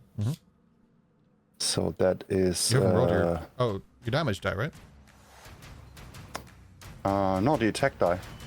But you hit. I know, but it could be in a 20, and I want to use it so I don't forget about it. Cool, go ahead. You're good. Hell yeah. So that is a d20 plus 4 plus 3. Let's fucking go. It's not a net 20, so we go with the normal one. Hiya! For 9 points of damage and a second attack, which is normal. For a dirty 20 and some more. Yeah. And for 11. Nice. Hell yeah. You won't get away with this. No, I will. Madriana, you're up. Well, we're going to certainly make sure he doesn't. I'm going to move up to him. I'm going to have to use my bonus action to get some extra movement, because I don't have quite enough. And we're going to stab this boy.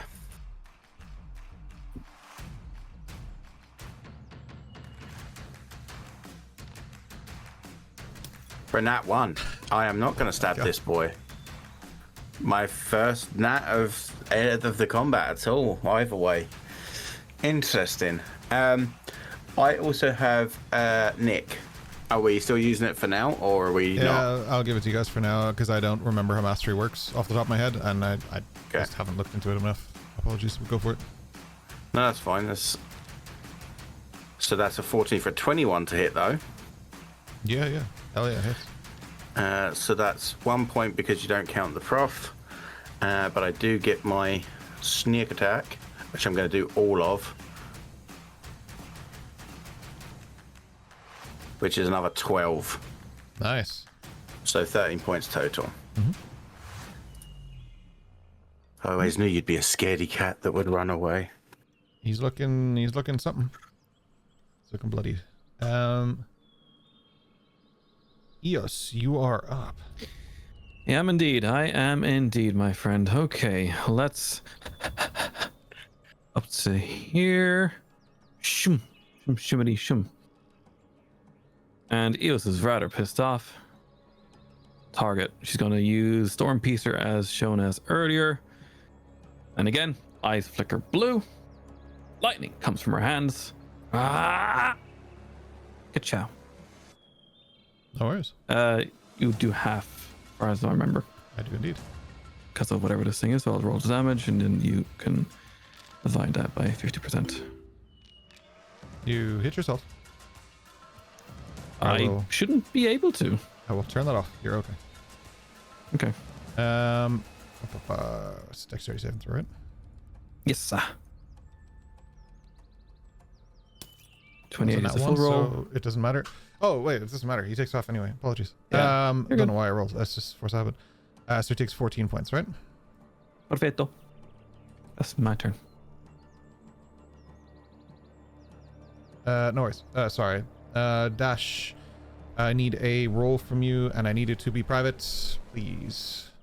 If you go to your sheet. A private roll. Yeah, I see where it's asking me to do it there. Go for it, Now it doesn't. As I'm clicking, it doesn't really mention private or not, so I'll just on click chat, it, I guess. On chat. Oh yeah, it sorry, it's says- there. Yeah, Yeah. Just private GM. Yeah. private GM. Yeah, exactly. Cool. Okay, that's done. Cool. That is you. Slate, you are up, my friend. So, Slate is going to move his 30 feet, and 30 feet is directly.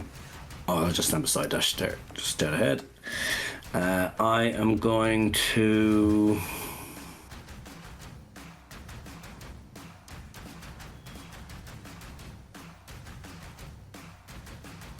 I have two choices right now. Kill him. Kill Yeah. him where he sits. Wait, who? Dash. Just kill him, man. It's just right there. This is it. This can be the end. You could be the one true Dash from now on. We all know how much you've wanted this. I know what I want to do, but I'm gonna do something else instead. I'm gonna cast Healing Word. Actually, sorry. Let me target Dash for Healing Word.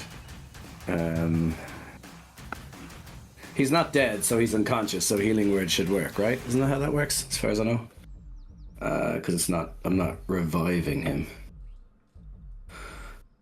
Right. I will.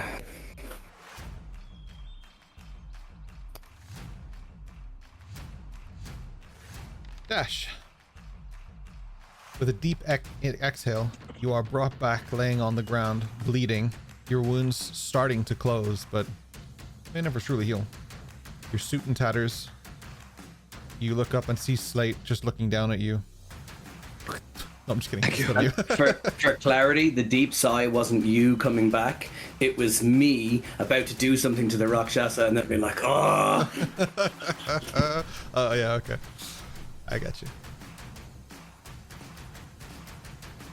What I'm going to try and do then for sorry. that's my bonus action and my movement. So Totally then skip you, for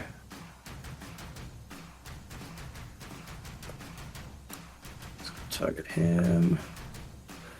And then I am going to use my crossbow. You have... Oh, no, sorry, go ahead. It's saying I have no ammo. You also have disadvantage if you're trying to shoot Dash. 'Cause Yeah. you're within 5 feet of him. yeah. You have to I- select the ammo as part of it. yeah. The same problem with the bow. This is the first time I've used it, and I actually think when I first made the character it was a rogue, so I had a bow and arrow, but then later I changed and got a crossbow, so I think I have arrows instead of bolts. Oh, from dear. back. Oh, dear, oh, dear, oh, dear.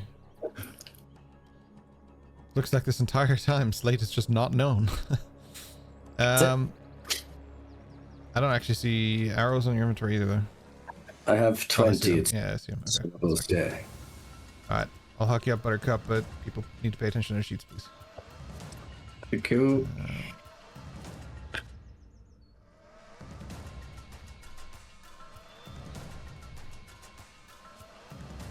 There you go. So I will just, he's targeted, so I'll just roll the thing again. Still saying no ammunition, so I can't, you said I have to click on the ammunition? Nope, you should have to click on the thing, and then it brings up your... Like, it should tell you comes where up- to select. Yeah, You click the crossbow to and roll to attack. There should be a drop down within the attack roll for selecting which ammunition you're using. In case. yeah, when I hit attack, nothing happens, it just straight away says no ammunition. Oh, dear. It's closing, it's not, just closing it when I hit attack, it's not rolling it. Just do it manually. It's a d20 plus your dex anyway. Okay.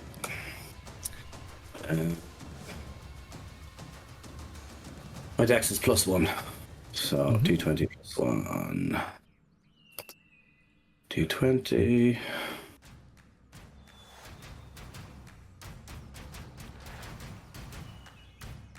So that's an 11, so it's irrelevant after all of that. Perfect. Perfect. Nice one. My turn is over. Your turn is over. Another deep sigh within those 6 seconds. Heal you, takes a shot, misses. Okay. So it is its turn.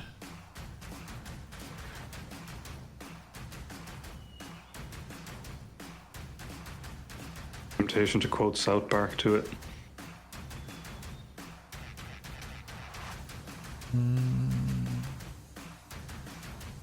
Just gonna mark you as not defeated first of all.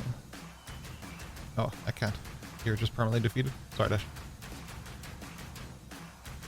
You mean just emotionally, mentally, right? Fortunately, mentally.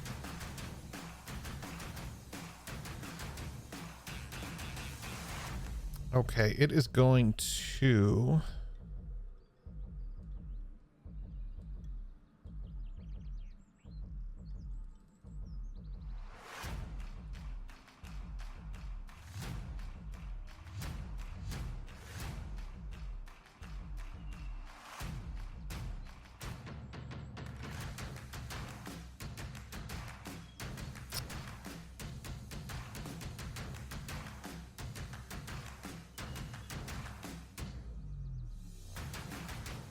Yeah.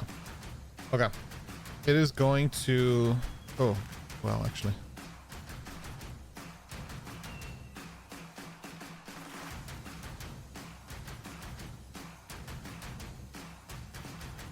Yeah. Okay.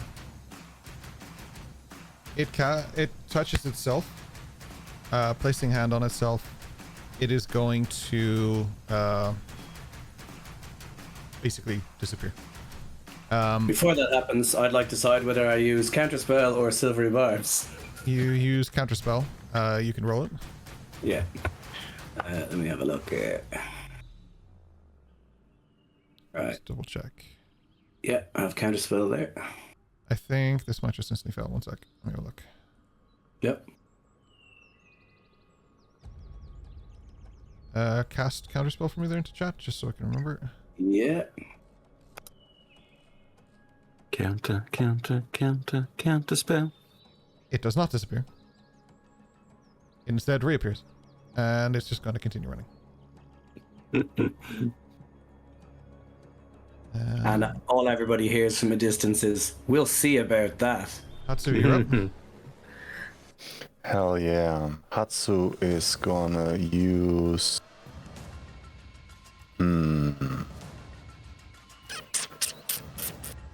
Oh, sorry. Yeah, sorry. Attack of opportunity for anyone who was standing right next to it. That would be a Madriana as well. Sorry. Apologies. Cool. I'm gonna do that as well. I just figure I roll in the background just so you could add Thanks. Yeah. No, definitely call it, but definitely that's fine.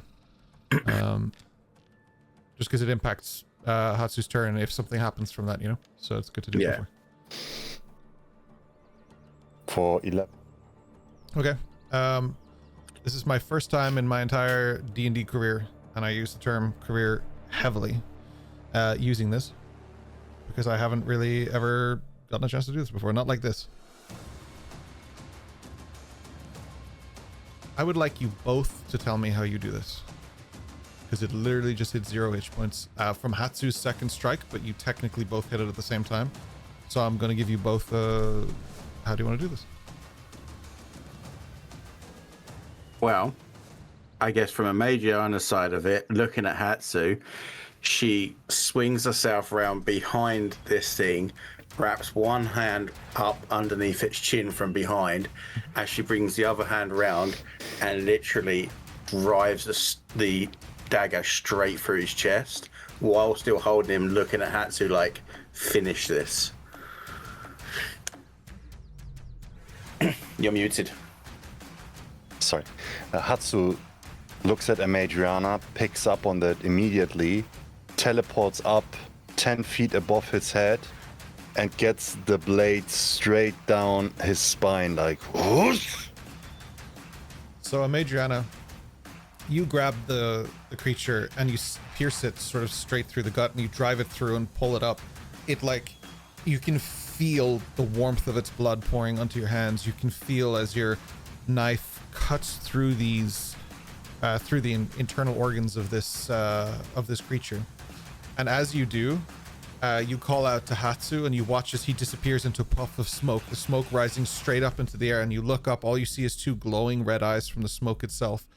The katana comes straight down, flipping in his hand as it does, and as it does, you pull your dagger out just in time to see, just from the front of the body, as the very tip of Kazujobo pierces through the skin the whole way down. As Hatsu, from the back, you get sprayed with blood as the thing gets split, basically. It falls, the back split open, almost sort of with a V shape to it. It falls to its knees. This isn't over. He falls to the ground and immediately turns into something that looks like a very familiar black ooze. It's leaking towards both of your feet. This is bullshit. I wanted the fucking cat fur. Sorry. I was gonna skin him. God damn it. You still may have that chance. That I'm looks obviously like stepped the away. one that we saw in Vulva's forest, isn't it? Yes. Slate? Maybe. Stay away.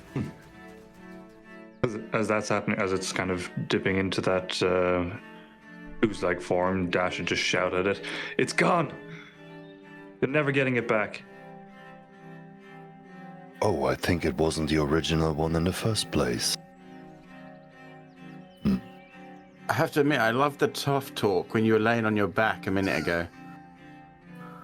Are you okay, Dash? No, what it wanted, it's gone. I'm pretty What it sure took it's from gonna it is come gone. back, so you can ask him again.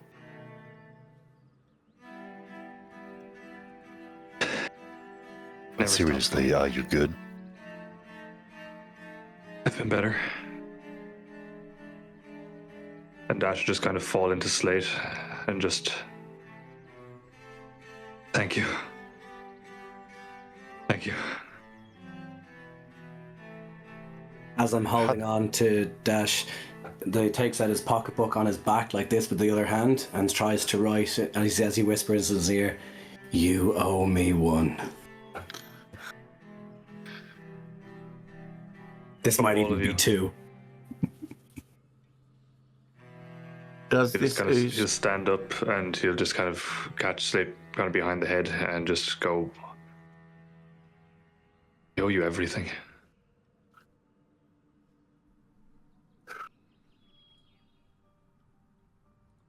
It's okay, As- it's over now. As Hatsu sees how fucked up Dash actually is, he's very concerned about his situation. So he moves over and hands him a potion. If I can find them in the fucking Omega backpack. No problem. I'm gonna send it to you, Mr. Dash. We can Thank sort you. that out in a moment. As Hatsu's giving Dash the potion, Dash would kind of just turn to him and just like he'd touch him by the front of the clothes. If anything happens to me, you'll protect Lissa, right? Oh, you're gonna become stronger and do it yourself, buddy. That's the plan, but any contingencies. Don't give up before you started, my friend. Doesn't kill us, makes us something. Stronger. I was going to There's say no not gain dead. without pain. You feel a slight coldness as drips of water begin to pour on your skin.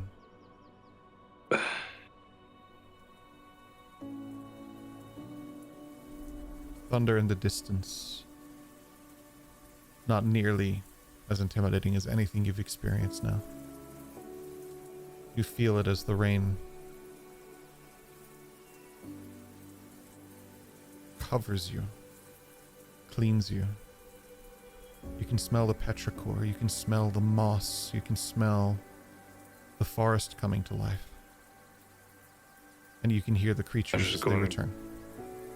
That's going full Shawshank Redemption, just lean into it.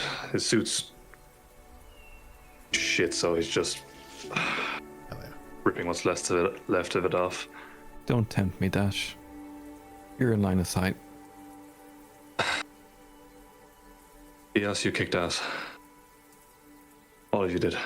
You get the feeling that the storm that has come in has something to do with Eos abilities, as she channeled the lightning. The weather itself has been impacted. I trudge my way over to where Eos is. No words, but I just rest my forehead on her shoulder as the wings kind of go limp. She'll hold you. Keep you up straight. Doesn't question it.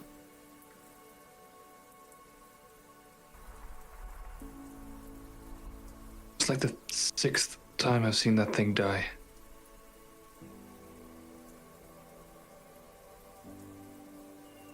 Every time it has come back stronger. We've seen these creatures die, come back. We imprisoned one. That one has never been that ferocious. But is it a demon? I don't... Well, DM, do I remember anything more about it now after this encounter? Not specifically. I mean, you can make a history check if you want to, but it's not going to be substantial. It definitely isn't going to answer the question if it's a demon. I'll roll it anyway and see if we get any. Yeah, that's a 9. You just remember how much it sucked. Those are sharper.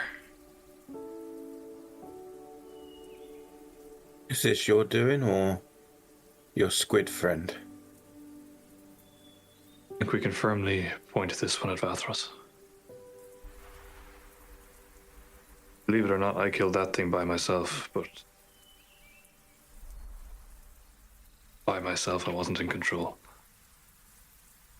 It also didn't catch you off guard. You caught it off guard. You had a lot more advantages in your favor than it usually did. This is the first time it turned the tables in such a huge capacity, and you definitely would not have survived that had your friends not shown up. I think it learned from me this time, funny enough. I was the one ambushing it. I can't thank you all enough. And my family, and me, that includes you.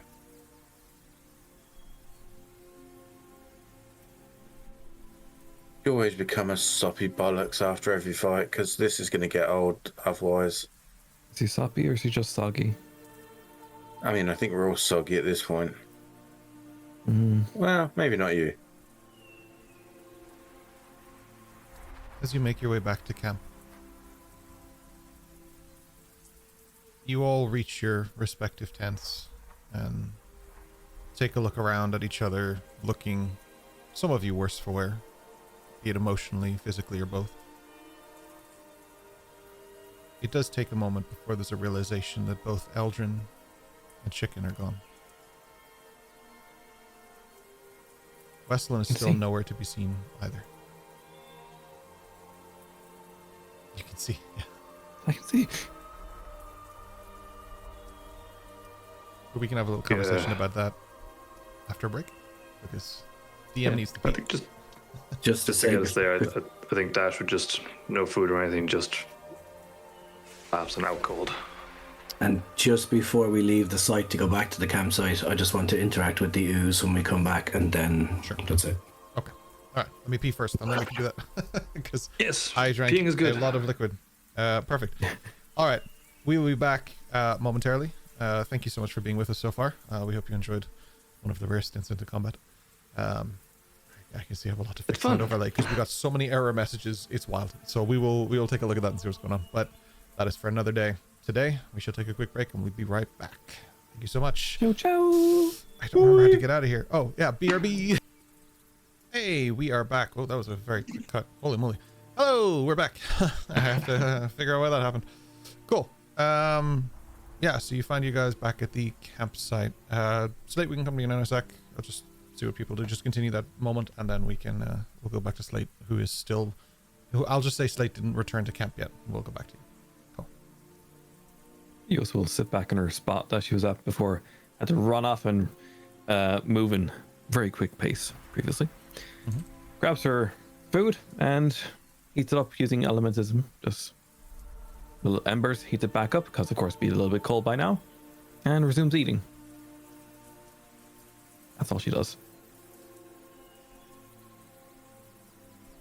No worries. Eldrin and Chicken are gone. Weslyn wasn't really here to begin with during this section. I'll say that who was closest to Eldrin in the running order when you guys were like running away? Eos. Eos? I'll say that you're aware then that Eldrin sort of stopped running and just kind of turned around and started walking back to camp. Like there was definitely something there. You picked up on it, but you didn't have time to kind of process or deal with that. But yeah. He was very shell-shocked before the event already, and he was already incapable of action before, so it makes sense thematically. Yeah.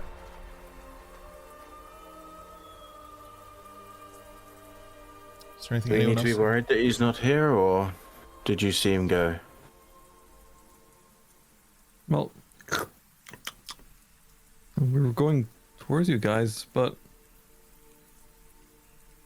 the fact that I can see is alarming.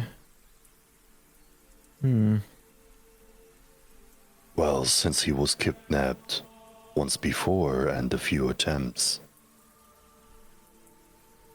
we should look for him.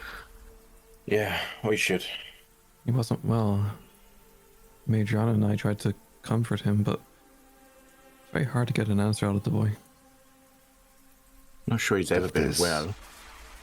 What if this creature was just a distraction? I mean, this creature was here for Dash. If it was a distraction, it was just a lucky one. But yes, we should absolutely look for him. If the creature were able to follow us without us noticing, I'm pretty concerned that maybe that wasn't the only one that followed us.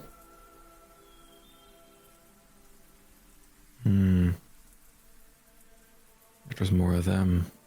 And I made power bolts for him. I hate when power bolts go to waste.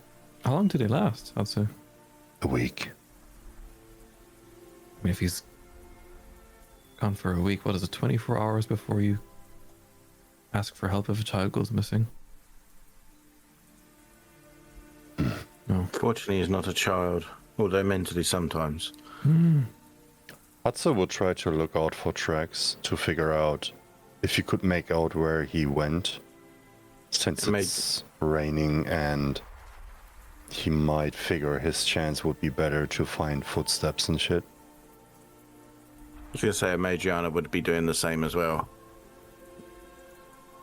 Yeah, it's not hard. He wasn't trying to hide it.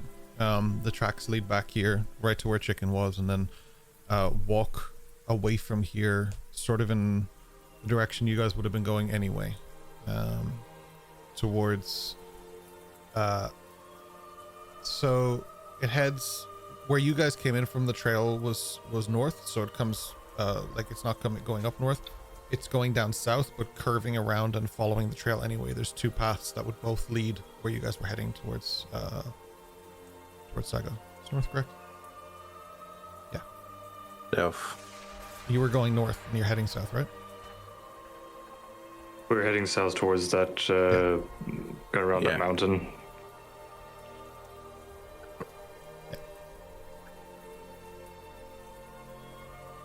Maybe he just needed some air on his own. Okay. I'll send Albie to try and get a visual at least. Is Eldrin's food still here? Voice in the sky? Mm-hmm. Well, he didn't eat starts. first. He only eats purple. Oh, yeah. Eos goes for the second plate. Yeah, I'm going to send Albie just down the path of where it looks like he's walked. Just so that he can go and get a visual just to make sure he's okay, not like captured or something. And if he gets that visual confirmation and seems okay, he'll come back to me. Albie will come back and just tell you that Slate is heading... sorry, not Slate, jeez. That Eldrin is heading towards Weslyn and holding a glowing chicken. It's not hard to see. They're both down on the riverbank. Down sort of like...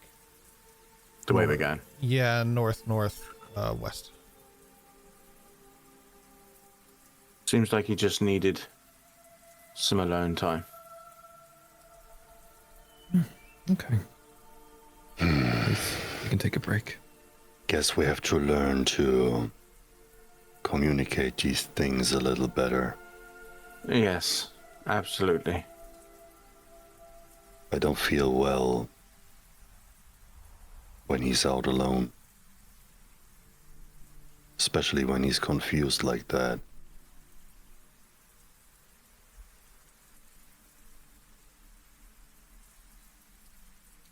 Did that potion help you, Dash? Oh, Dash is gone and passed out.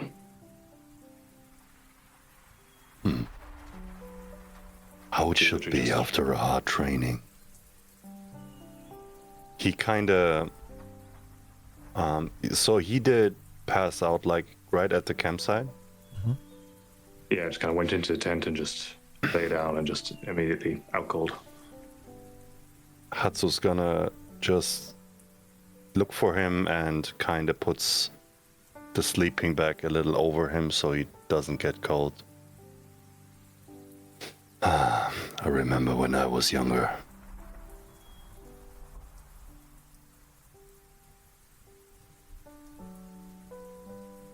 And he moves back to the fireplace. That's one hell of a spark you've got there, Eos. She scoffs, nearly coughs up for food.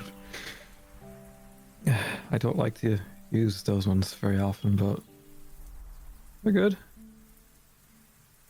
And just remember to leave a space for you, I think, otherwise you might torch the old wings as well. Yeah, Storm Piercer, yeah. He just keeps going.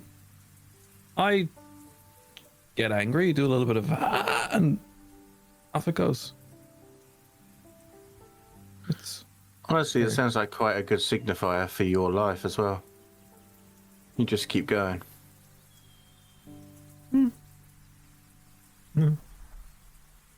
like that. Thank you. Want some food? Yes, actually. Awesome. Yost warms up a lot of the venison and some of the rabbit. Because like She won't touch the rabbit. Like, Majana just won't touch that rabbit. She don't trust that shit after last time. a stacked plate of venison, medium rare. Here you go. She'll eat it covertly. You guys will be used to that by now. Thank you guys for coming and jumping in on that. I felt like I had him quite well until the end, and did you guys have that? Did you guys get that feeling of like dread, like the worst nightmare coming true kind of thing? The fact that the first bolt didn't do a lot. But you guys with the like Hatsu, you and Adriana, you were just absolutely taking this guy to Pound Town 100%, but he was very strong against my spells. I don't like that. There will be times when your methods will become more effective than ours. There will be times where We need these things. We all did great. Except for Dash, he did hide a lot. I don't understand why, but there's always these moments of a feint of scarcity when you enter a combat, but that's what will keep you alive. If you stop having that pinch of fear in you, you won't respect your opponents anymore. That's when you're most likely gonna die.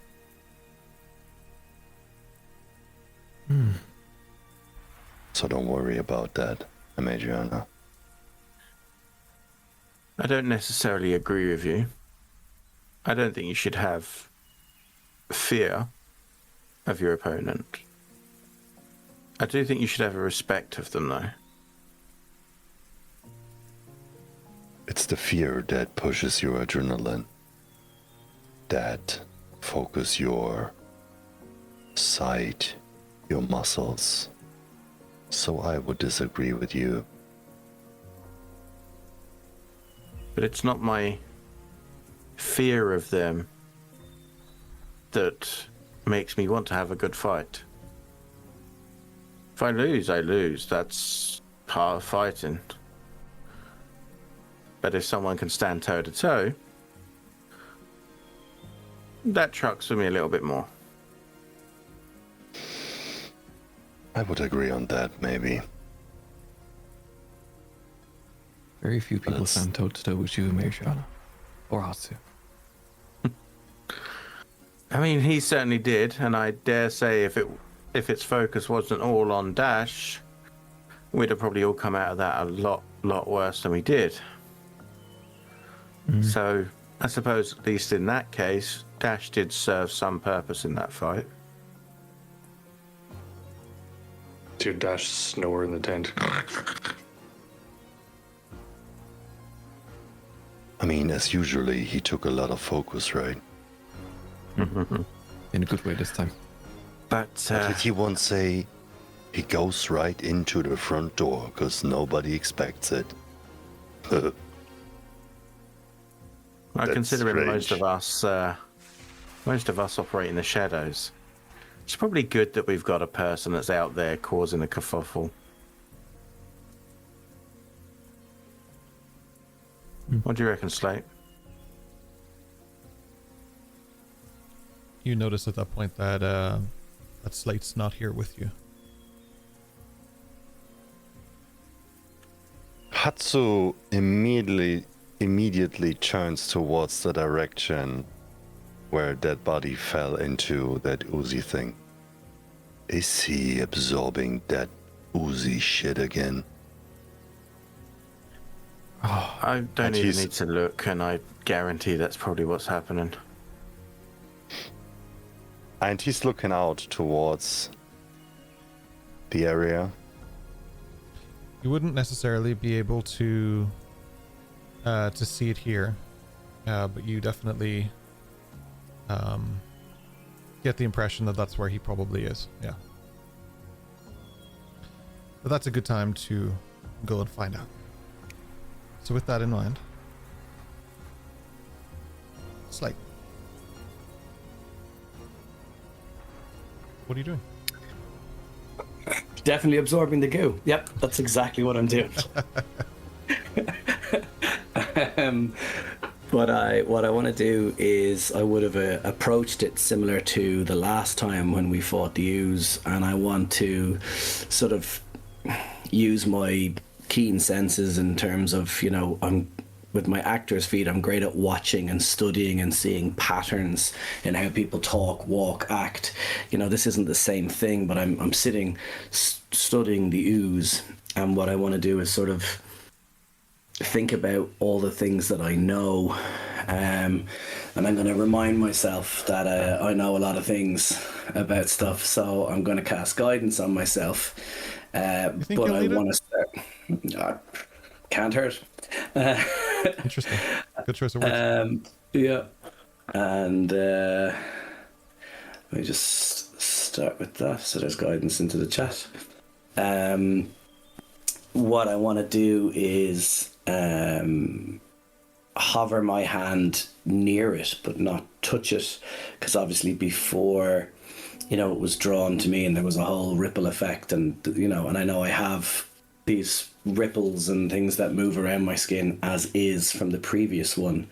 So I sort of want to get a feel for if I think this is anything like the previous one. I'm thinking about what I know from my past, what I know about medicine. Some of the, I cast Identify on it last time, it didn't prove very helpful, so this time I'm not going to. I'm just trying to think, does it look the same, smell the same, move the same? And I'm going to go with the smell thing, and I'm going to try and focus on that, because that's how Wolver and the gang were able to tell, and I want to see if I can remember, basically, and I want to try and see if I can catch it that way, if it gives me a sense of it's similar.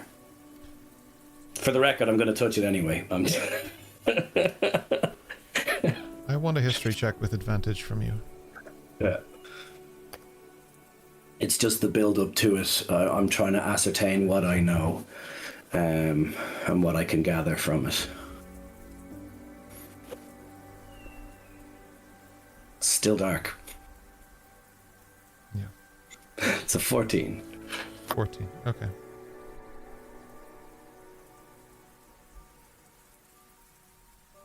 The rain.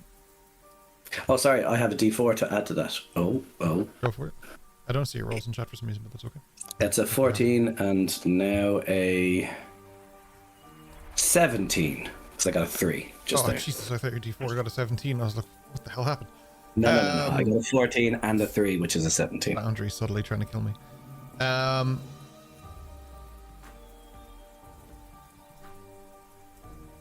As the rain comes down and touches against this black ichor, this ooze, this substance,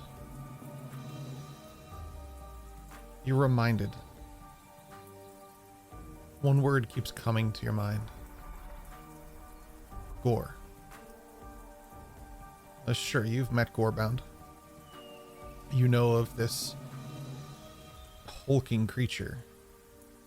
Definitely something that Harrow had something to do with. But these other creatures that you keep, this being now, I believe, the second one, but this is, you keep encountering things like this. They seem to have that name to you, Gore.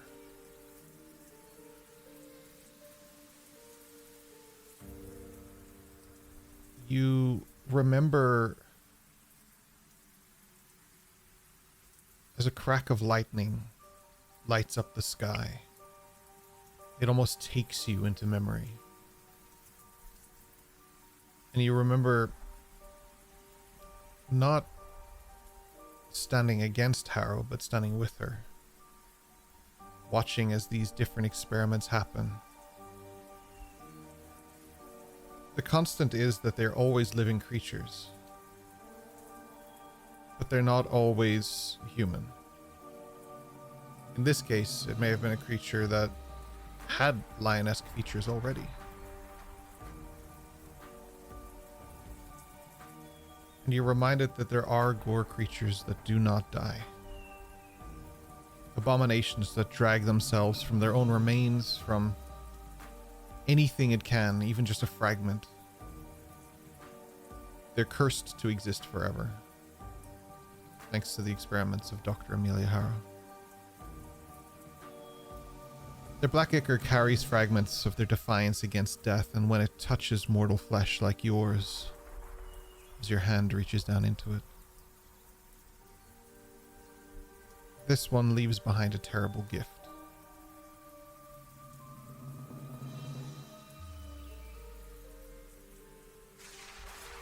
Dun dun.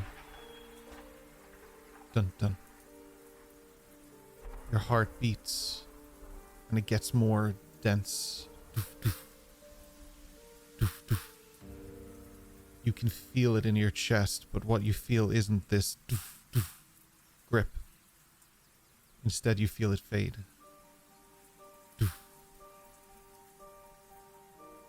and your heart stops beating.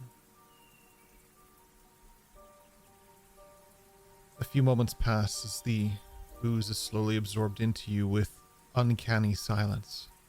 The last one caused you so much pain, so much strife and concern, but this one instead gives you silence.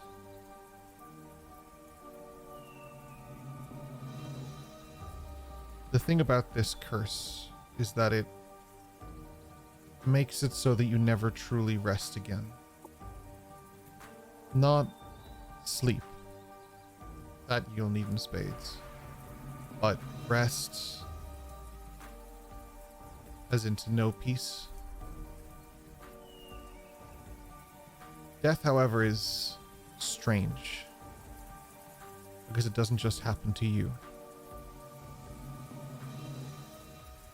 Once, at some point in your life, this will change something for you. But I would encourage you to use and think about it carefully because it will only work once. With a touch, you will be able to return one creature of your choice to life, so long as it has died within the last century. It cannot have died of old age, and it must not have been classified as undead since it died. The creature returns to life with all of its hit points, its body fully restored, mortal wounds closed, missing parts regrown, and any poisons or diseases neutralized.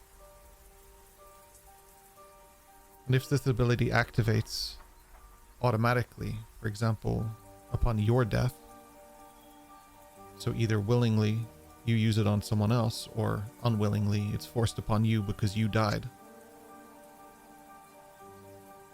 your body will collapse into a black ichor and reform over 1 minute. You will return with only half of your missing hit points, as opposed to them returning with their full.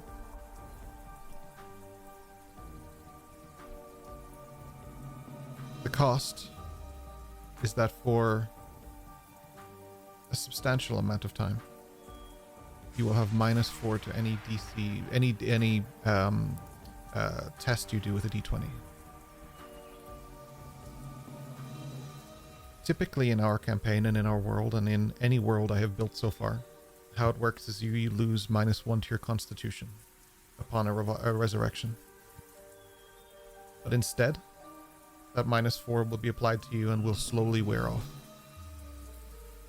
It is a substantial cost, but it is a substantial gift. Can I just confirm for clarity?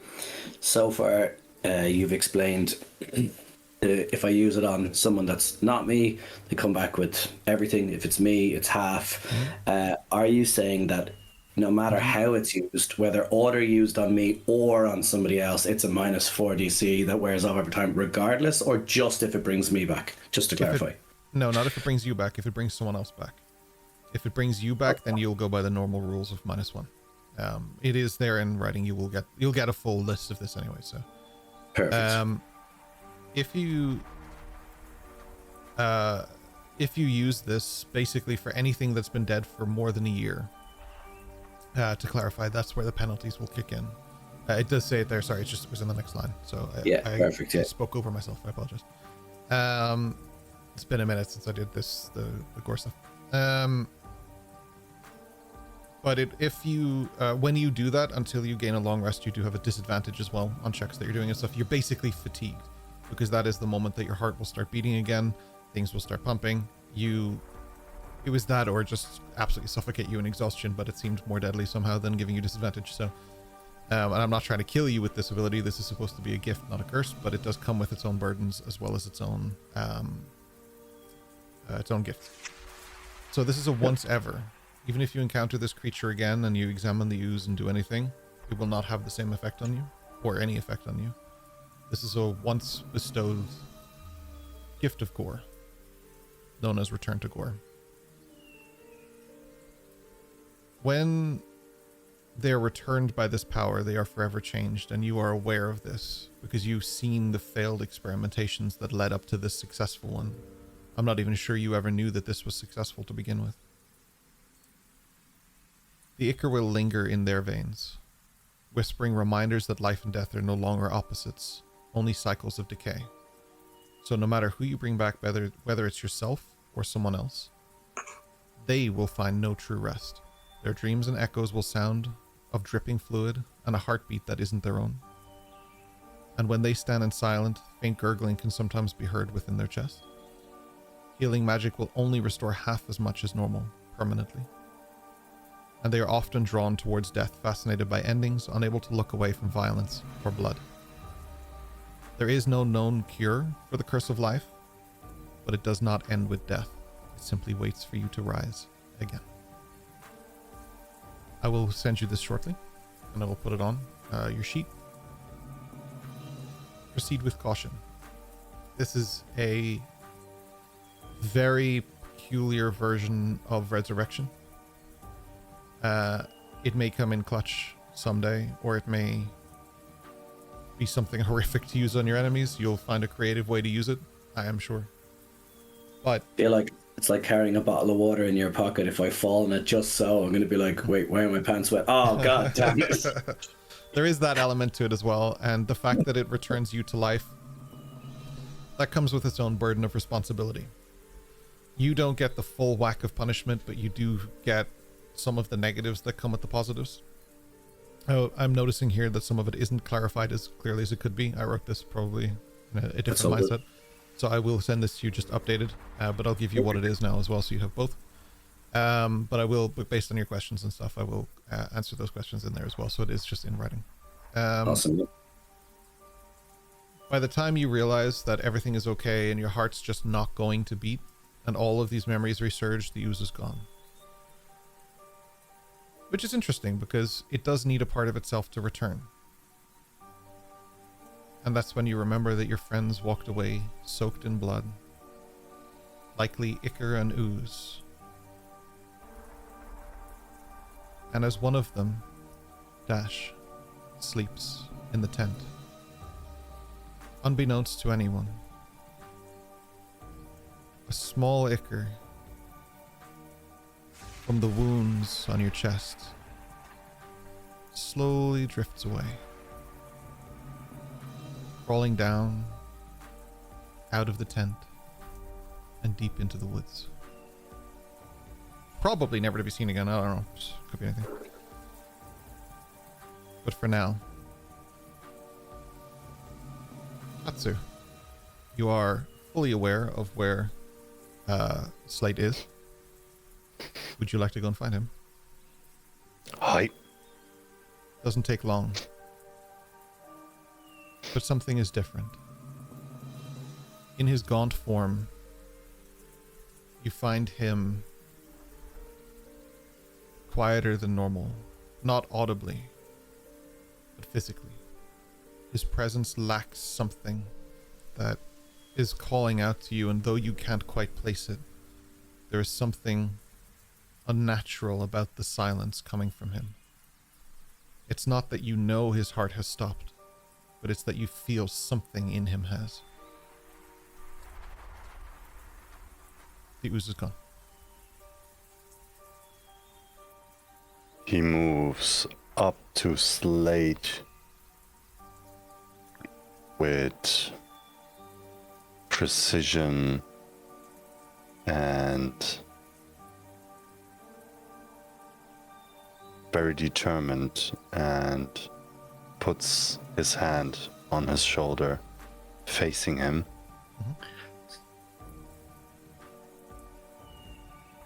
Did you absorb all of it?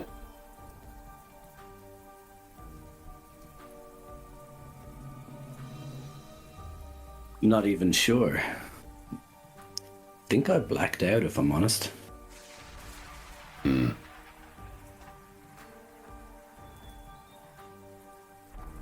Just be careful, Slade.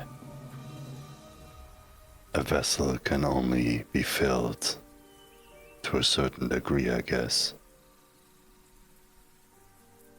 And I don't want you to hit the point where you're not Elias anymore, anywhere inside this vessel.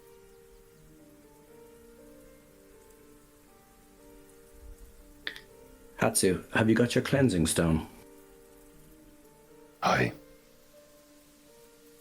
It's really important that we remove every trace of this creature. While absorbing it, I had flashbacks, memories, visions.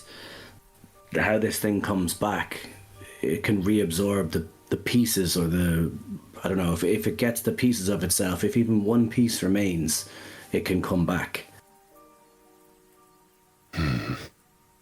So couldn't it come back with the parts of it that you absorbed inside you? Or does it undergo something like a transformation inside your ooze? I guess it's something we'll find out together. But for now, I think we use the cleansing stone, burn any trace of it, anything we can to remove it. I don't know if it'll be enough, but it's important that we tell the others as quickly as possible. I don't remember enough detail. I'll be right back. And like half sprint, dashing, teleporting, he puts out the cleansing stone, cleans himself like mid-air in between teleports, and everyone around the campfire would just notice how something super fast just rubs over their shoulders, like Slate, now standing on his own next to nothing, looks down at himself, having stood on top of the prone creature and tried to stab the bejesus out of it on several occasions. Notice he also is covered in blood, and just whispers under his breath, "Thanks, Hatsu." Starts his best to try and clean it, but he has nothing to do it with. So for now, just slowly starts trudging back to the camp, almost like that walk home in the pub when you've had too many, because he's definitely not in the right frame of mind. His focus isn't where it should be. I'd imagine he's close to exhaustion from the fighting, from everything else. And I'm just gonna walk into the camp and walk towards Amadriana first. Sure, no worries.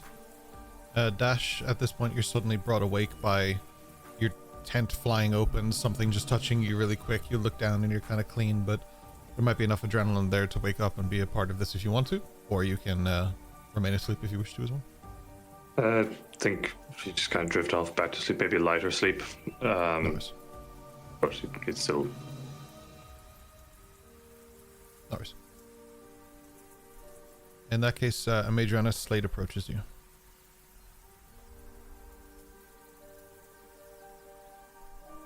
So you once again did what I told you not to, right?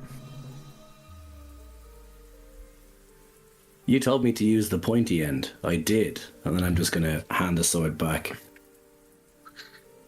I also told you to stay away from that thing. So I should just stayed here cooking and let you guys at it. You know what I mean. Don't be facetious. You're not stupid. When the fight had finished, I told you to walk away and leave it. It's your choice. And that's fine. I mean, we both know what I was going to do. I know. That's why I said you did what we expected. With a Xeno badger? No. That was a catman. Yeah, this was Xeno Cat. Oh.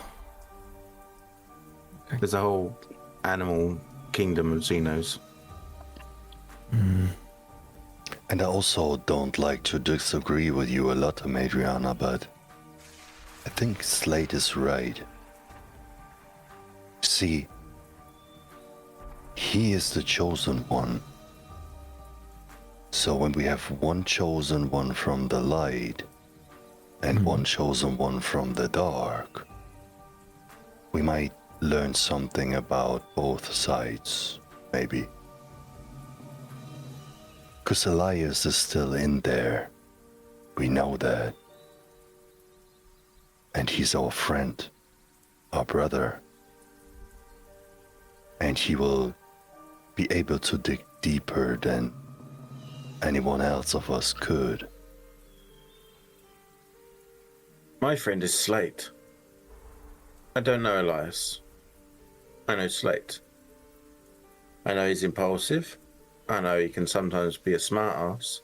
I know he's good at cooking. I also knew that, like the rest of you, you were coming up behind to help. I had no worries about that. Gonna make my way over to the spit and take my sword out of what's left of the meat, if any, and then slump down on the ground, not even looking for anywhere particular to sit, and just like I said, being drunk feeding, same kind of idea, just sitting and sloppily eating the food. I'm still drenched head to toe in blood, just sitting on the ground, sloppily eating. Get a bit closer to the fire, like, don't want you to get a flu.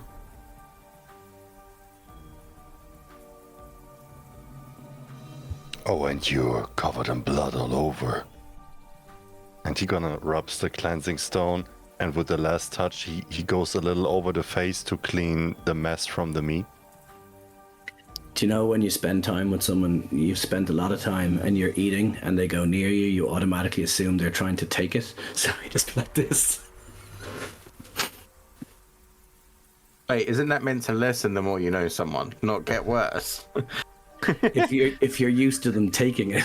Oh, yeah. Because they feel so comfortable around you that they go, oh yeah, give me a bit of that. Oh, yeah. Get your own chips. Yeah, exactly. I do have one question to ponder to you, though. That creature seemed as it was. Don't take this wrong, Slate, but you seem as you are.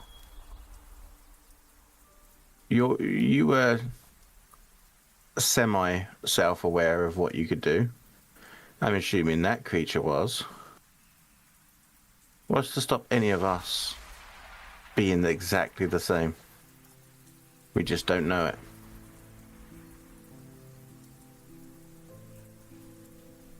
You mean, what's to stop you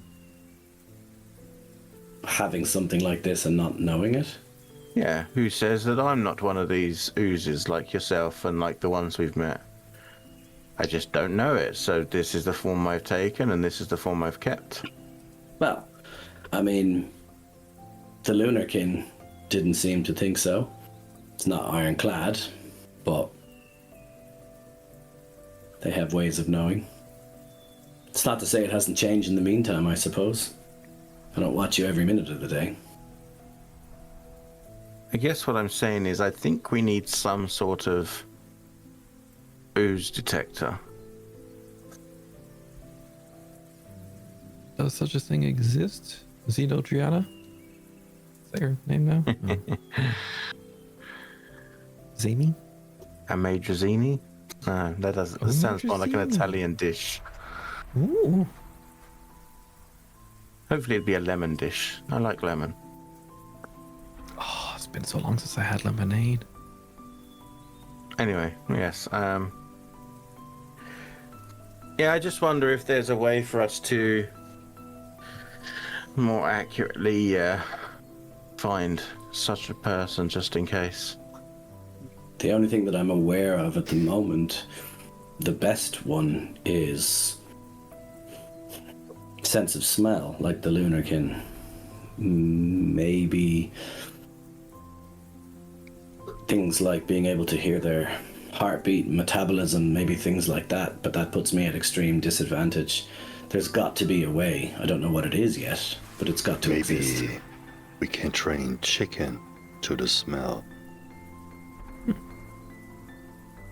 I can't smell that good. The mask probably doesn't help with that. I wouldn't say that. I just haven't trained my nose that well, and dogs are known to be better smellers than human-esque creatures, I guess. This is very true.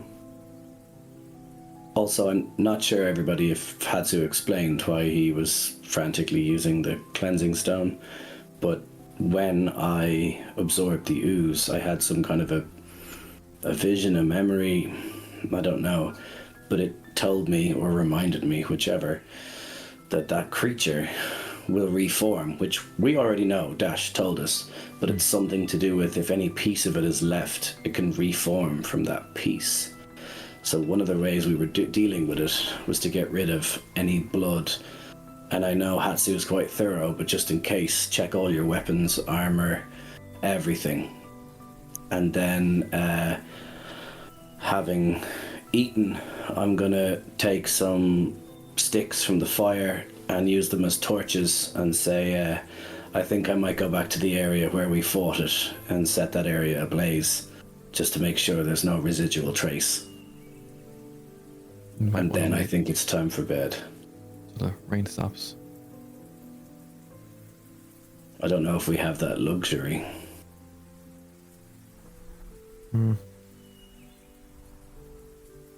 I'll come with you. I might be able to fan the flames a little bit, try and control the direction of it somewhat. Going by what you just said, Hatsu, you came and you looked after me and Eos. Did you check Dash? Oh yeah, I cleaned him. I put No the traces? sleeping bag over him. I guess it all got rubbed away. I was in a hurry. I didn't pay attention, unfortunately. I mean, if you cleaned it away, that's the idea, right? So... It was a long day, I guess. Should we burn his suit? Was the creature swiped at him? I mean, we should burn it anyway, because it's hideous, but, you know... It's hold in some tatters. But sentimental his mother value made to it. Yeah. Oh, we can shouldn't burn your it. letter. Sorry, we had to burn your suit, but your I child. mean, if that's the case, we have to all burn the clothes. I didn't go near it. Yeah, most of us didn't get touched by it at all. I mean, we were bathing in his blood. At least I did. Oh, no, but I think Eos is more talking about because it was direct contact. Swiped him. I don't think that's how it works. There would be also remains in the blood. Well, let's hope then that's fine. I think what matters is that we're all mindful, and if we do encounter any pieces of it, or if and when it comes back, that we're as thorough as we can, each and every time, and hopefully one of the times we'll be thorough enough that it won't come back. Speaking of mindful, have you talked to Vatheros since back the volcano? No. Been kinda busy. I think he owes us some answers. What happened to Dash? Why did he use him?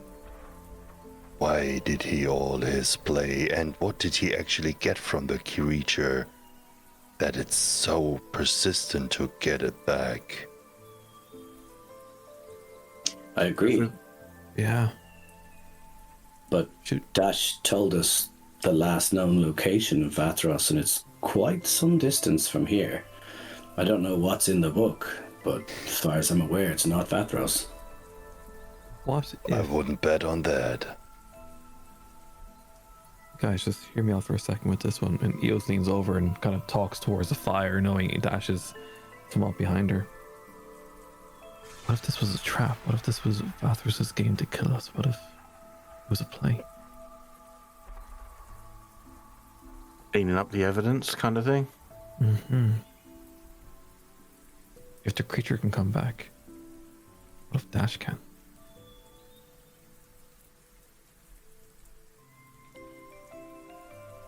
There's a term called cahoots.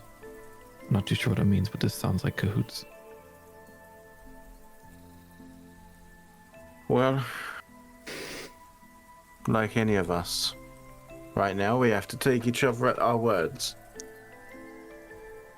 I mean, as you said earlier, maybe he just doesn't know, but honestly, I know the Maleficums. I know what I've seen in the book, and I can't quite imagine that Vathorus would be powerful enough to free himself after all this time. Free himself from what? From the book. He's already free and walking around. I don't think he freed himself. By the sounds of it, we opened the door and then he used Dash to complete that. I'm still not convinced that Stella made it so easy. And I think she guided us out, to be honest. I don't think we would have been able to get out of there by ourselves. By any means. To be fair, we just had a conversation about a creature that can be reborn, provided a trace of it exists. And I did say previously I think there's a trace of Stella in the book. I suppose there's no reason to think there couldn't be a trace of Vathros in there as well. Agreed. The phoenix rises from the ashes. Yeah, but I think what happened is what happened earlier in Saigon Otoshi, where he was able to inject some of his essence into a creature to temporarily be out. What if he was able to make that time window a little longer, or only got some of him out and some of him is left there? I don't know, but it would be good to know, I guess. I think his memories are probably left in that book. I think it stores what happens to people, what they dream of, what they think of. I don't think his life is in there. I think he is out and probably doing whatever he wants, including causing shit for Dash that we end up having to help clean up. Like, if he did this to that one creature, whatever that was, who else is he pissed off that we need to deal with? Oh, great. Do you think Dash is innocent? I hate to say it, but in this case, maybe not his body, but certainly his mind is. Has to? What do you think? I think Vatheros has a very talent to convince people with their very fears. And I think if you threaten Dash with his wife and unborn child, he would do everything that is necessary, no matter what. Okay. Slate?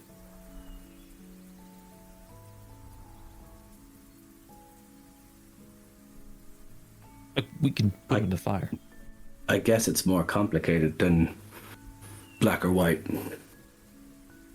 I don't know the full extent of all the things he said and did, all the decisions he made, all of the attempts he made to break free, or all the things he did to aid and abet. It's hard to know the sum total of either. You would hope it's as Adriana said, but I myself have fallen into the call of things like the book. It's easily done. So it remains to be seen for me.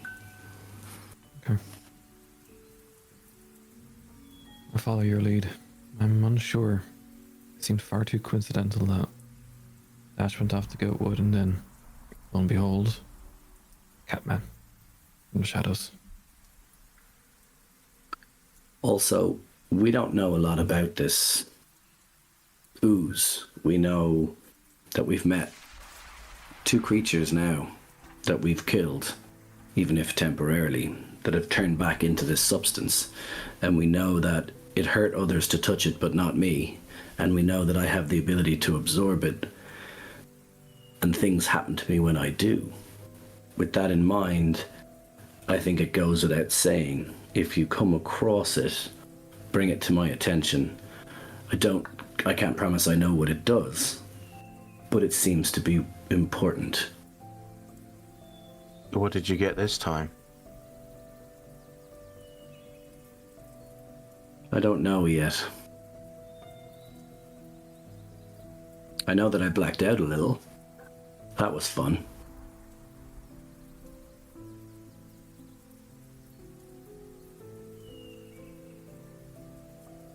You know that the more you take from others, the less of you there is, right?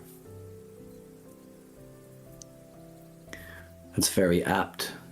Apparently, I've been around for much longer than I knew, and I've been doing it all my life as a changeling. That kind of leads me back to where we started, trying to find out who I am. It's not just about who you are, though. You understand this. It's about who you choose to be. Who you are is inconsequential if you don't make the choices that you want.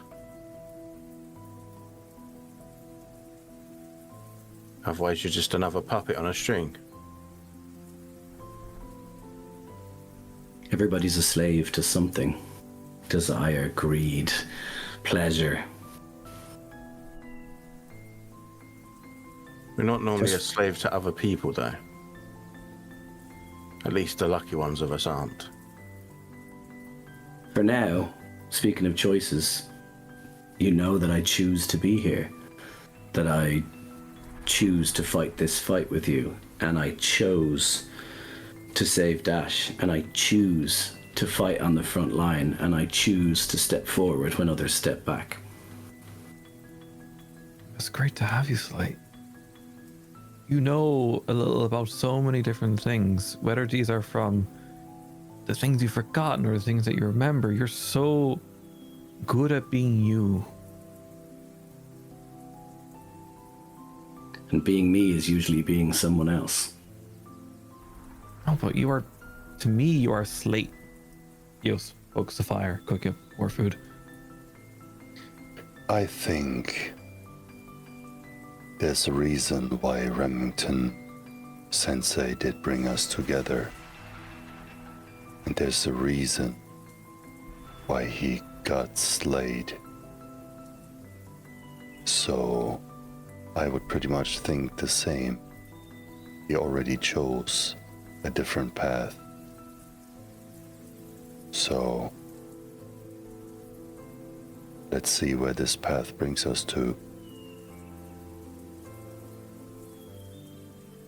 So, Maybe he just chose us because we're the 7 deadly sins. I don't know what the rest of you are, but I'm pretty sure Dash is greed. He does want to vault really badly. He does, indeed. Unless he's going to vault himself off a cliff, I don't see it happening.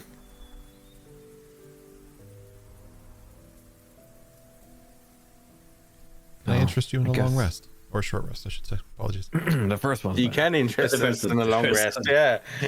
Well, in the sky, what a generous offer. Let me just go back out and go back in. Can I interest you in a short rest? We'll just cut that. I'm the editor. No. Winding down the conversation that we're having, because we're all standing in the middle of the camp, half eating, half talking. Dash is sleeping.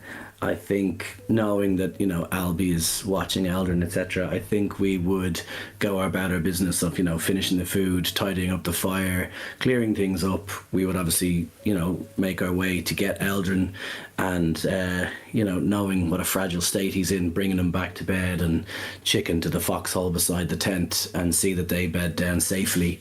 And then I think, I guess we would talk about watch. And I would turn to the others and say, well, as usual, I'll take the last rest because I can't do this the way you guys do. And I'm going to change my face to the really beat up, scarred version and say, and as I always say, I need my beauty sleep, and climb into my tent. Before you climb into your tent, Eos will just look at you while she's holding more food, and you'll receive a... Where'd it go? Lightning Message. bolt to the face. Oh. No. And the message will simply say, Slate, never change.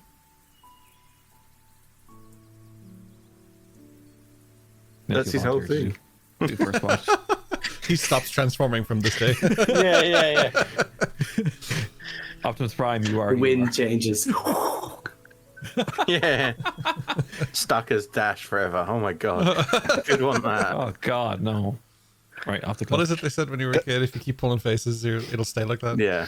Yeah, Yeah. the wind changes or whatever. Yeah. That reminds me on a scene in Witcher 3 where he found the swamp hags. Oh, yeah. And he says, "Oh, you don't look like on the poster." And they say, "Yeah, we made us beautiful for you," and they're ugly shit. On that Yeah, note. so I think a Magiana would probably do first and second watch, regardless of who else was. And then she was going to hang out in the treetops, however it is a bit wet and stuff, which she doesn't normally mind, but she is kind of fucked up too.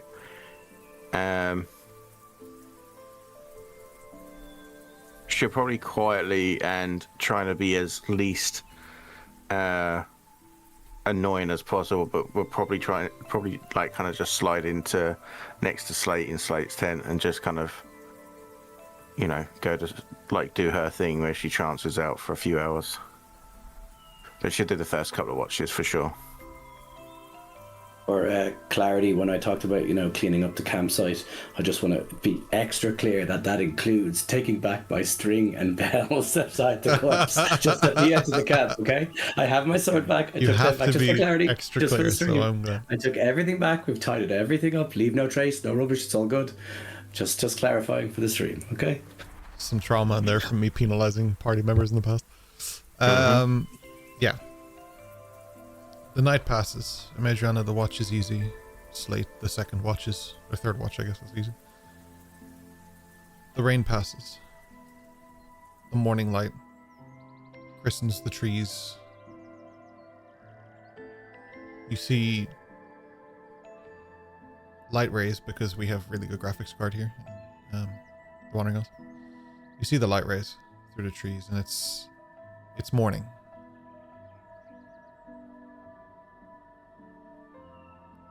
What are you guys doing? Is the fire still going in the morning?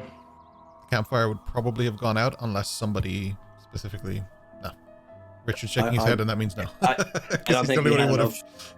I don't think we had enough wood for it because we were scrambling to get the wood, and Dash went out to get the wood and never came back with it, and then everything happened, and then we all went to bed. So Oh, yeah. I can't see how it would have burned So- through the night without the wood we never got. So I'm just It's- going to say no. Quite literally the consequences of your own actions, Dash, that the campfire's gone out. No, it's just curious. I think Dash But obviously Slate having might be out there kind with a of- flamethrower right now. I don't know. So. So I think Dash having fallen asleep, you know, before everyone while they're having their chats, and would have woken up early, quite hungry. So if there's any cold leftover deer meat, he'd grab Close it. a rabbit. Rabbit. Like almost Morning, everybody didn't touch the darling. rabbit. I think you might leave the rabbit for PTSD reasons. Dash just hears a "good morning, darling," and Hatsu hands over one of his power balls because he only ate one. The one he made from rabbit meat. There's no meat inside. It's veggie to the tits. Tits are meat. So you I was about to say if tits are in there, it's me. I was just about to say that. you probably notice, Hatsu, that Dash's suit, the white one, is kind of laid out in the middle of the camp next to where the campfire was, torn and tattered, and he's wearing something completely different to what you would have seen previously. It's Unless you've seen the theme song. darker. Unless you've seen the intro, yeah. It's a darker charcoal colored suit with kind of a purple/lavender accents and a purple tie. So just kind of a darker one, and as you greet him, he's just kind of looking down at the Still has a tag on it. red suit. Says tag on it, yeah. Just in case you want to return it, you know. Yeah. Don't worry about it. That one suits you way better, and we kind of color match. I like that this is the beginning of Dash's arc of like insecurity. He's like, wait, black is slimming. Is he trying to say I'm fat? Like, is this like he just goes on this like complete tangent? Thank you. It's nice to have something different. It feels like a change. I've come back. I guess this symbolizes it. Okay. That's the You first. should keep the other one. Thinking about burning it. I can make another one when I get back to Balbros. I can help you with that. None of these will be the same as this one. And our scars remind us where we came from. I know what I can do. So he'll just bend down, he'll tear off a strip of it and fold it into a little like bucket thing and store it in Pocket this chief. handkerchief. Yes, feel free. One thing, Dash. Yes. We were talking last night, and there's a theory that we must burn every piece of that suit in case the Xeno cat. Was that the name of my drone? The cat Xeno comes back like a phoenix that rises from the ashes. Think there's any piece of it on this? Don't know what a slash right through you and through that suit. Which part of that suit is that from? Part of the suit, it's part of me. I think Eos is she tries to tell you that also stuff he got into you, so I can't. might have to burn you as well. Burn me? That wouldn't end well. Not for you. Exactly, I would die. Yeah, but also you have a That would be a child major coming. inconvenience. Wait, do you have loans? Don't burn me. No loans, actually. Debt-free family. No debt. Speaking Not of that- burning, not that- Eos, what is your obsession with burning people to the ground? Ecdicracy also tried the same. It hides the evidence. The wind takes care of the rest. But legitimately, it hides the evidence if you burn him. But don't set fire to me. No. You haven't. If enough from I like the purple. And Madriana is not with you guys, the by the way. inspiration for it. Why do you pick purple? You. Okay. Eos turns and shoots fireballs at the white suit. You missed and you killed Dash. Oh no. You guys can mark off a short rest. I'm on low HP to be Good timing to mention that, yeah. You grow a short rest if you want. You can use your hit die for various things. Hey, Madriana, you said you're not there. Sorry, just recognize I'm missing HP, which I shouldn't. Yeah, you Because got I hit. deflected all the damage. You got hit by the big blast, didn't you? By half the damage. What the fuck is this? No, I succeeded. I will take a look after the session and go back and find Okay. it in the logs. There's somewhere it must be there. So, but we'll take a look. I think that's the same for me, but yeah, whatever. It's all good. Let's clarify. I can get back spell slots with the die. You declare the hit die that you're using to get what D6. slots back? D6, and you're getting what slots back? One first level. Oh, you can get up to like. Okay, are you only missing one first level, or? No, I'm missing like many more than that. Yeah, but you can use it so like you could use it for one first level, one fifth level if you wanted, or 3 second levels, or like whatever. You can use it I'll up to the point of take- 6. Yeah. I'll take back one third level because I rolled a 1. Oh, it's not about you rolling it. It's okay. It's just like you just take that amount. It's okay. Oh, that's good. That's cool. It's actually all I need, anyways. No worries. So, So if you we just use one hit dice, we can take up to The value of the 6 hit die. and yeah. Just because I spells will are a lot also- harder to get back, like Yeah. in HP. So I Yeah. feel like it's better to give you a non-consequential. Like you Yeah, use the I die, use will- the die, you get the value of the die. I will do the So- same. Is like the 1d6, that's 1 up to level 6, so in theory that would be 2 level 3s. 2 level 3s, 3 level 2s, 6 level 1s. Like, just for clarity, because Rory said he's taking 1 level 3, you could take 1 level 3, a level 2 level Yeah. 2s, and a level 1. Oh. Yeah. 1 level 2, 1 level 1. And a level 3 would be 6. Otherwise, that's an 8. Exactly what I said. Okay. So we don't need to roll it. They said 2 level or whatever. You're good. Sorry, I'm tired. I'm sorry. It's me. I'm sorry. Math rocks. Yeah. I'm gonna take 3 level 1s and 1 level 3. Cool. Just mark it off. I I'll think see it so. pop up there on the thing anyway. It's S1. And as I said, that you only marked 1, you can still mark. You've only used 3, so you have 3 points left. You can get like a 2nd level, 1st level, or 3rd level, 1/3 level. Like you can get 3 first levels, whatever you want. How many points left do I have? You've used 3 on your getting 1/3 level back, so you can get another 3rd level back if you want, or 3 first levels, or a 2nd level, the 1st level, whatever you want. Like any amalgamation that gets you. Okay. I'll do Any second and amalgamation that first. gets you to 6. That works for me. Okay. I just want to be clear because I don't want you to lose out on something. So, and I noticed that we haven't used this ability yet, so I just want to be super clear. In all reality, that fight went very well for Yos. None of this is based in reality. Not even one iota of it. In D&D world, that fight went very well for Yos. Perfect. Yeah, as we come to a close on the session, what's happening? Where are we going? What are we doing? I need to know about Adriana. If she's not present, I'll probably start with you. Right now, she's still in the tent. That's all anyone would know right now. Nice. 2 of Adriana's emerging. No worries. Yeah, I was gonna say I haven't done anything. I haven't come out of the tent or anything. I didn't know where Madriana was, but I also hadn't come out of the tent because I haven't needed to just yet. When the tent's a rocking, don't come a knocking. Oh, it's too late. I'm just going to bed. Fireballs, the tents. Just burn everything down. There could be use. All the evidence. Wait, so Slate didn't go out and have that conversation with everyone else? Was that not before we went to bed and then we went to bed? No, but you just have a conversation in the morning because Dash was cooking or trying to get food and stuff. That was You were still in the tent. Okay. Well, if that's the case, if you're still in the tent, then you will see, as a Madriana is very, very unusually that you've seen at all.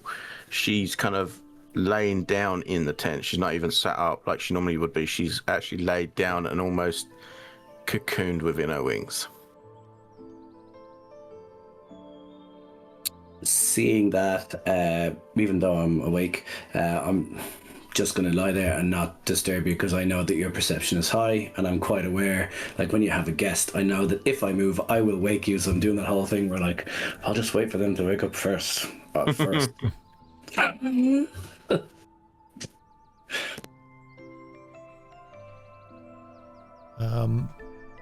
we still heading to check out that gang?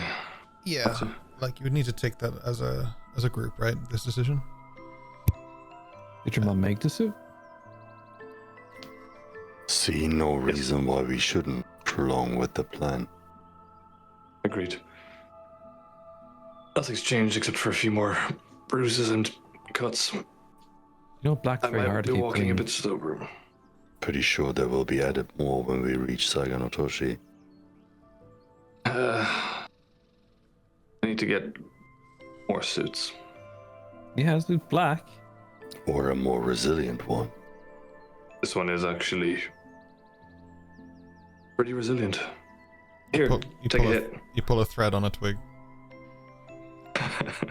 Take the hit, do it. I'll allow it, man.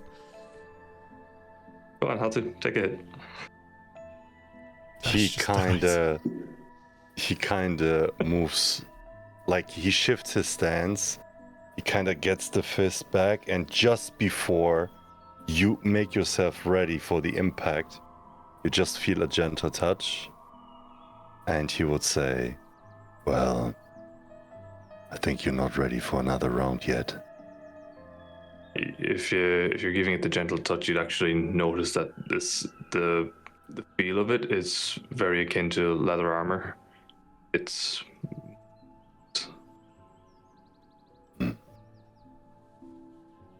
He just nods, by recognizing it.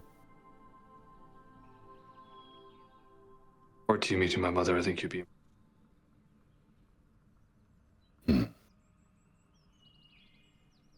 And remember, you always have that suit that my mother gave you. This is also special material. Okay.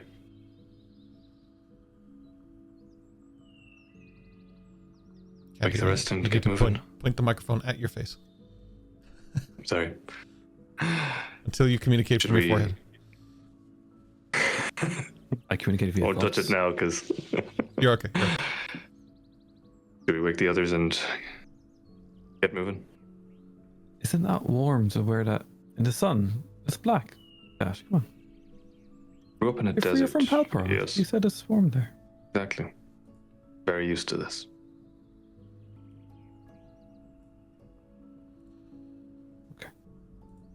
Just voicing my concerns. Appreciate it. How are you holding up? Poorly. Everything hurts. From 1 to 10. 2. Ooh. Okay. We also had a vote last night. We're glad you're not dead. Think that had to be voted on? There were some concerns. You went off to get wood. Look, it's a long story. We have time. I might let Ducky out of his jar. Hang on one moment. Eos releases Ducky from the jar. Lands in a big pile of mud and splashes Dash No! just a little bit. Oh. Yeah, I'll go with the camp. Yeah, that's fair. Tents, Eos, everything just gets a bit of mud on it. Just a bit. Morning, Ducky. Starts grooming. Ducky is now the cleanest. Hell yeah. Take a Madriana, stretch. Slate refuses to move until you do. Well, when do you awaken? Or I guess you're awake, but you know what I mean? When do you arise? There's no intention of moving right now, so Are they both doing the thing where I can't move because I'll wake them? no, because even the Slate not moving is still making more than enough noise that I would know he was awake. He's not snoring for one. He's not a Minotaur for two. Yeah. Well, I don't want to disturb the long sleepers, but I'd like to pack in our stuff. And the tent is one of our stuff. I'll go wake them. I'll go stick my head into the tent. It's a good way to lose your head. Just knock or something. Holy shit. From not moving to lying beside my stuff, as your head comes in, I would just turn like this, and it'd be like the mini crossbow I have, just be like. I love that Madriana is going through this like existential sort of crises, like kind of this big moment, and Slate's just like at a youth hostel holding on to like his backpack so nobody takes it. Yeah. My God. I mean, the book is in there, so it makes sense. It tracks. And Dash just comes in. Here's Dashy. Yeah, right. So Dash would look at Slate and going, I've woken up next to Lissa. That doesn't scare me. And Adriana, are you okay? Just doesn't answer.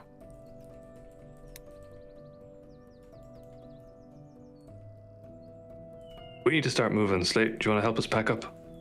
I'm going to put the crossbow away. I was using my backpack as a pillow or whatever, and what I'm going to do is, as I pick up the bedroll and start putting it in and tie it off at the top, I'm going to go past Madriana and just put my hand on her shoulder very gently, and I'm going to cast guidance. But as I do so, I'm going to say, I know sometimes it can be hard to get up.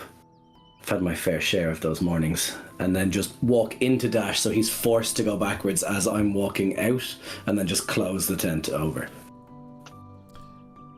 There's I'm just going to try and catch Madriana's eye and just kind of give her a little nod, like, you have your moment, and let Slate break me out.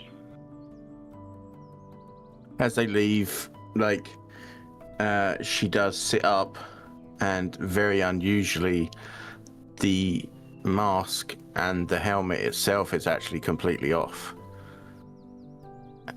And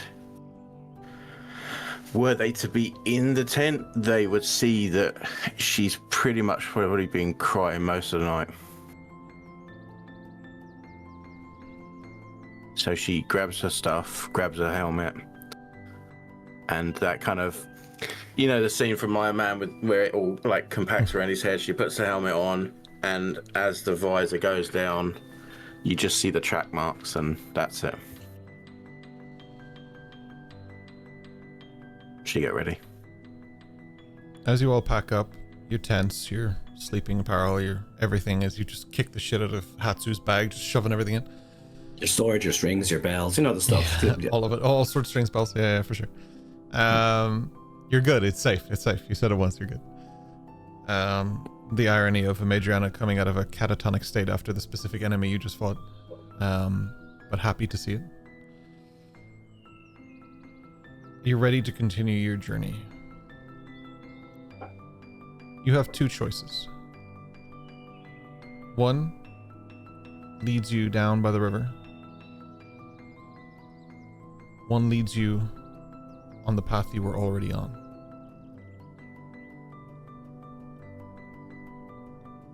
Where do you want to go? I'm gonna stop. Sorry, go on. May I do one thing before we leave? You may. I will also very quickly clarify that Eldrin is just holding chicken and not communicating anything, and has not, legally has not actually disclosed whether or not he's happy Dash is alive. Yes, go ahead. While we prepare, Eos will get on Ducky, and she'll be opening the letter to Eos from Dash, and lining up where she's holding this, making sure Madriana is right next to her. Okay. Madriana, you can also see the letter. Is this like a secret love letter? Don't know. I don't know how to make it happen. How do I give it? No worries. I'll sort it out for you now. Thank you. Is it in your inventory actually? It should be right. Yeah, it's at the bottom. Is in the loot. Because my compass that says I'm always right. Write you a letter. This is specifically, I'm going to read this out. It is specifically from Dash to Eos, and the only people who are aware of this are Dash, Eos, and now Madriana. My dear Eos, I was never any good at long goodbyes, and I do quite hope our parting may still have been see you soon. It's been so long now that I begin to doubt what a mess this world has become. I used to know who I was, a man with a polished mask and no fears. Now the mask is broken, and the man behind is older and scared. Scared? Sorry again. He has everything to lose, and yet the task is the same. The mask may have been the truth after all, but I digress. Your mother has a kind heart. She was eager for news of you, but I must admit, I had not the heart to disclose my fears. I told her that you were on a long-term assignment and would write when able. I stayed a night. The place feels like you, reminds me of adventures and our friends. Lissa. I wasn't sure if you'd make it back, but if you're reading this, thank the gods. You're alive. And that's enough for me. There's work to be done in Saganatoshi. Dangerous work. I can't do it alone, but I may need to, I pray. If you have returned, you come here first. Sorry. I lost myself, sorry. Come here first. Saigo is not the place we knew. Death stalks the walls. Birds change their flight patterns to avoid it. Nothing gets in or out, save one item. Does Hatsu know who may be fond of a bourbon in the city? I regret that I can't ask permission, but I will take Ducky for a little while, just a couple of days. Seems he's been cooped up and could use a stretch in the legs. I'll keep him free of danger, and I'll make sure to clean and brush him. Be safe. Tell the others I was thinking of them. Your friend always, the Big D. It's a big D! What am I supposed to... It is a big D. For reference, it's a capital D. He didn't sign it off big the D. big D. You should look at Eos and be like, he wishes. He does. You okay? Yeah, I'm grand. Ready for another day of it. Let's get to it. Yes, let's get going. While that was happening, Slate would have taken out his map and been standing looking at the two routes and trying to remember, as he understood it, he's trying to orientate the map with what's in front, that, the course we were on, I believe, was heading to the mountain on the way, that's sort of on the way to Saigonatoshi about this gang, and then Saigonatoshi presumably then is the river. That's why he's trying to orientate it so when the others come over as a group, he can articulate that.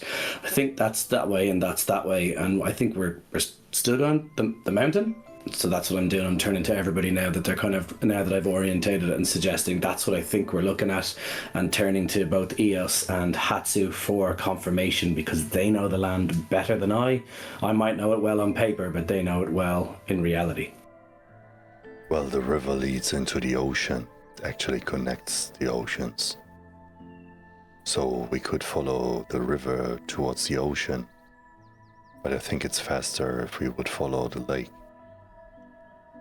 Stick to the route we were on so we can suss out that gang, Hatsu, and see what entry points they may have into Saigonatoshi. They need resupplies, so as far as I can see on the map, the fastest way is the lake.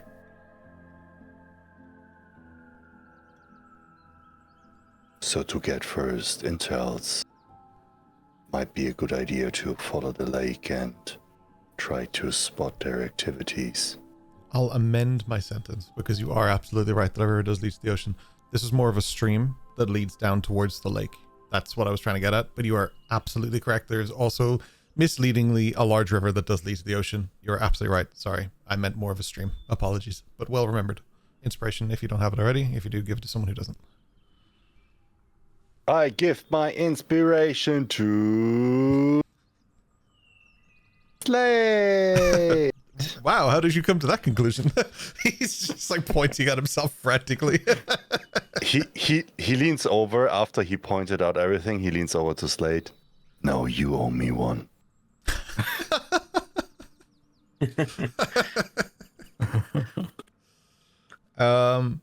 Finger guns. Yeah.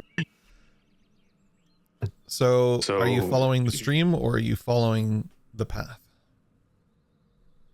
Guessing we follow the stream and we are at the same place anyway, just a little bit quicker.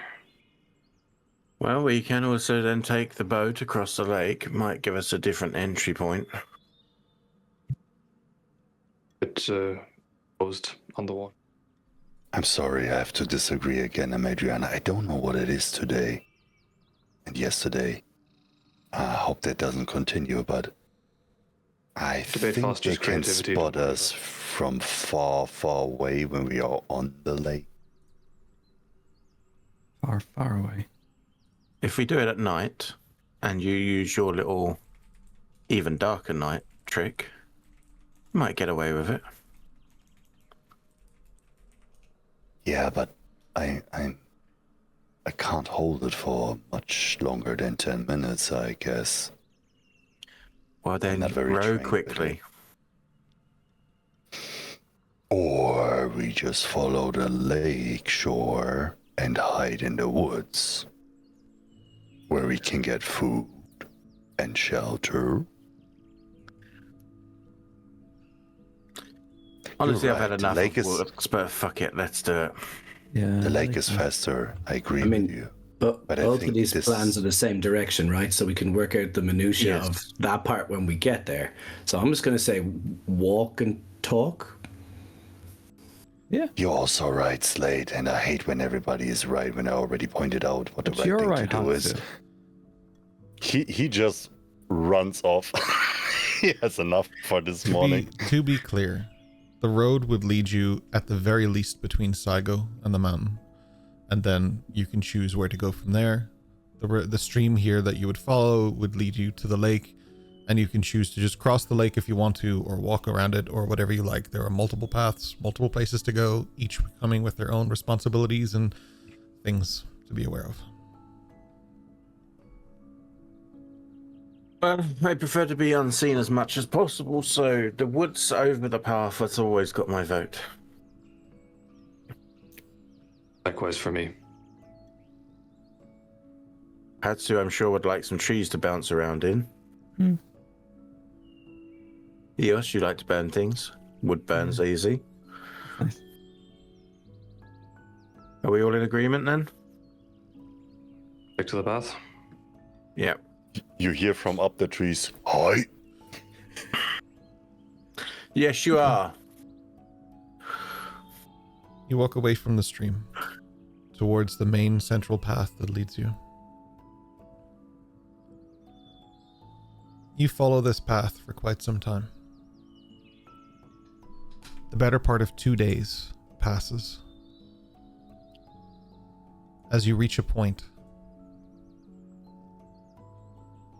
a fork in the road. One main road continuing, the road to Saigonotoshi. A fork leading down towards the mountain. Hatsu, this is a place you have been. Because you have followed this road from Saigonotoshi to here and taken this intersection down. And this led you on a journey a long time ago. Where do you guys want to go? Hatsu, would you like to go home?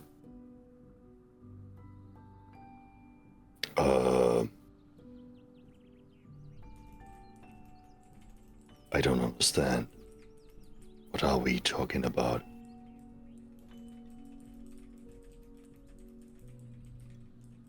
I've been here. That looks familiar. And he just walks down the path towards the mountain. And he tries to remember. You just hear him mumbling, "Mother of light, creators of shadow, send us a bee for those who need." And he's like frantically repeating it over and over and over, like he's on a mission in itself.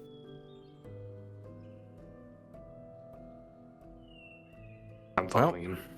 Follow the crazy man. Let's go. Which one? Take your All pick. of us. Sure, at this point we might as well walk in a circle. Let's go. Right, eventually we will. You spend another day walking. Hatsu, the further down you go along this path, the more you remember. A distant memory of what guided you here to begin with. But also an understanding of what is guiding you here now. You find a sense of peace in knowing that this is a place that has served you well. A place that helped provide a sense of therapy for Hatsu. A sense of purpose and understanding. A sense of growth and realization. This is somewhere not just important to Hatsu, but sacred. Which is why it's so troublesome and bothersome as you arrive.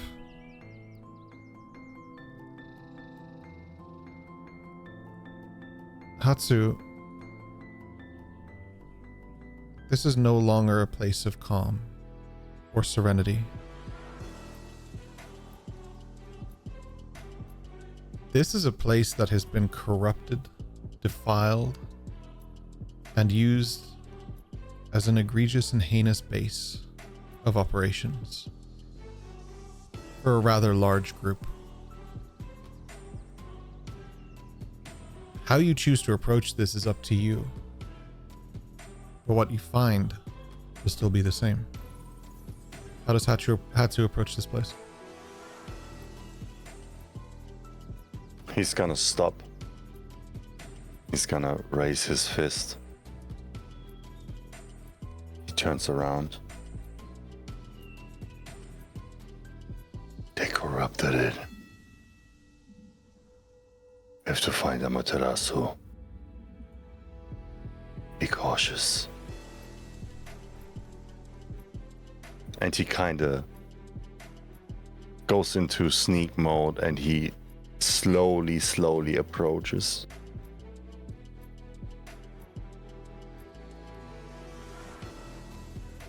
The cave doors are drawn upon, carved upon. Not just symbols of unholy things like the unnamed one, but insulting things. Some of it outright clear. Fuck Saigonatoshi. Some of it a bit more buried in lore.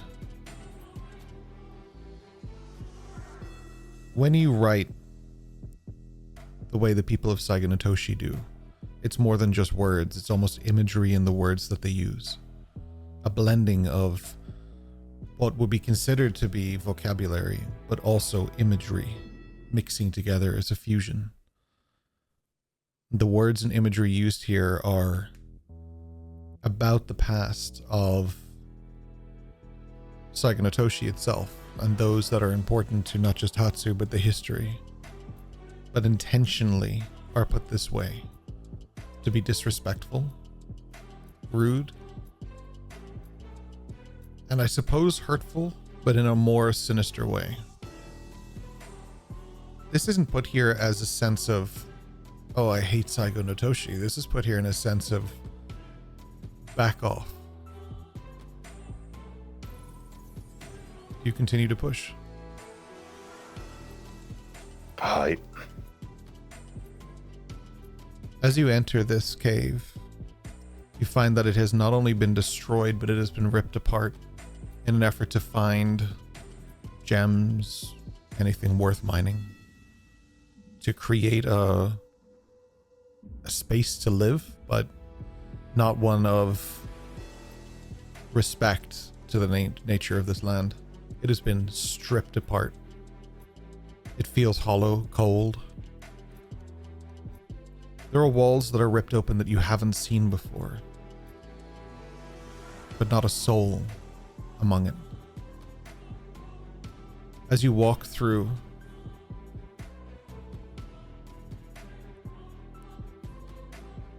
I find myself saying more and more that I don't like to speak for characters. So instead, Hatsu, I'll let you tell me how you react to finding a mound. In a large hole, you find a mound of corpses. People from Saigonatoshi, still clothes, but the bodies worn by mostly time. And I don't mean 10 or 15. I mean several dozen. This is a resting place. How does Hatsu feel? He slowly approaches and with some sort of knowledge in these things, he tries to basically check the bodies if there's some indications for people that he might have known or clan symbols or anything of that kind. So he wants to figure out if this was like civilians that was dragged there to kind of ritualistic desecrate this place, or if it was like clans that resisted the occupation or whatever. Things that like. Give me, in fact, all of you. You may choose what you roll, but I will give 3 choices, and you may all roll one of these each. I don't mind which one you choose. Survival, nature, and investigation.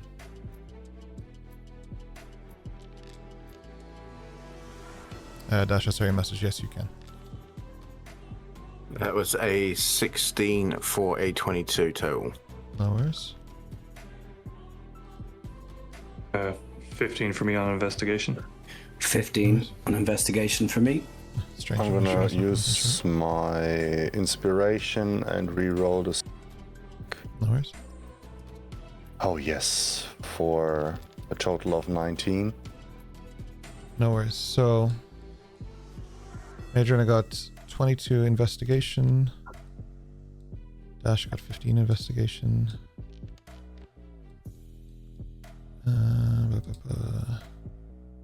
Okay, we'll start with the investigation. Dash and Amadriana, with your collective rolls, what you find is this isn't just corpses. This is carts, supplies that have been rummaged through, taken, chests, all sorts of things. This is home supplies, things you would take with you if you left your house. Pictures of families, jewelry, like the remaining jewelry is fake. It's nothing of intricate value, but you can tell that stuff has been taken from these boxes, from these different carts, these different things. Hatsu was survival, and Slate was... Oh, sorry, Slate, you were also investigation. My apologies. Slate, you would also be a part of that then. You're finding things that, like, mostly things that are treasured memories, things of importance, like I said, like little picture books of memories, of like drawings of things you would take if you were leaving your home in a storm. You can't take everything, you just grab the essentials and leave, right? Sorry, Hatsu, you did survival, and was that everything? That was... Eos, what did you do? I don't see a roll here. I didn't roll because I don't have good things for those things. You can do it anyway. It's okay. Like you may get you could get a nat 20. Like it could make a huge difference. All right. Whichever one you prefer. That's a 5 for intelligence or investigation. Okay. Eos, you're a little overwhelmed by what's happening here. This beyond the stench of death and decay. This is a vile place to be, and this is a little bit something that Eos is probably both getting upset by for the fact that what she's seeing, but also for flashbacks of different aspects of her own past as well. Yeah, a bit of PTSD from mission. Bit of PTSD from mission. Hatsu with a 19 for survival. There are several members of the Kensei here, but not enough that it would dictate an uprising. No, instead it's something very, very, very different. It's enough to be a caravan guard. There are mostly civilians here, mostly elderly, and I apologize for the trigger warning, but children. It looks like families, Hatsu. It doesn't look like something that comes from an uprising.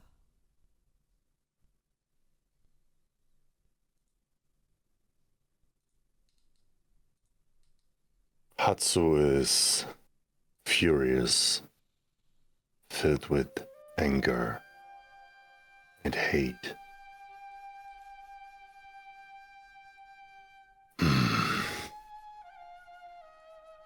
They seek shelter there with her. They slaughtered them all just to make a point.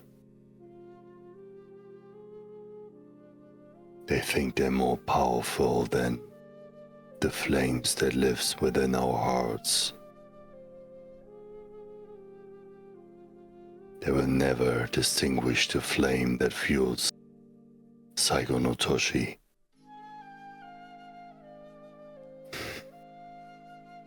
They will pay for this.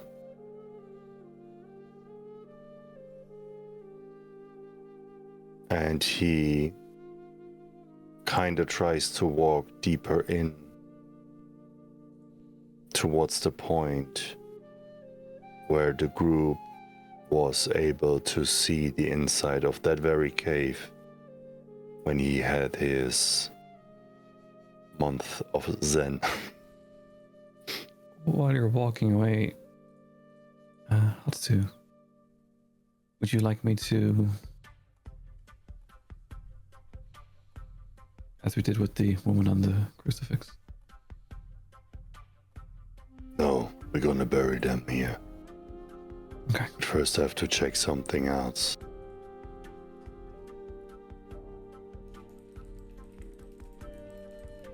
Go ahead.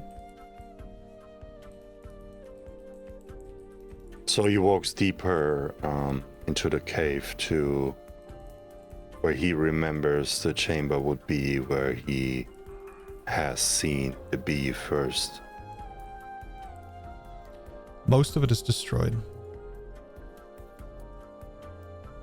It had a very shrine-like nature to it, without being directly a shrine. But it did have the telltale signs of a shrine. And most of that is gone. You see the space where you sat and where you prayed. But this place has been all but defiled and desecrated.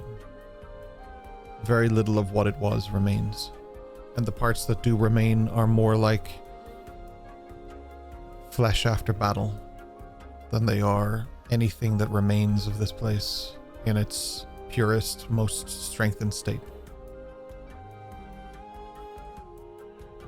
He kinda goes towards the place where he meditated for ages, and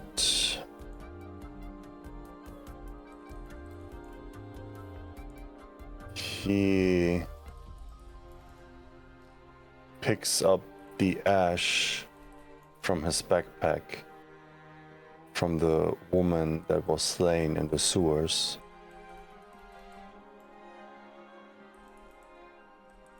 Mother of Light,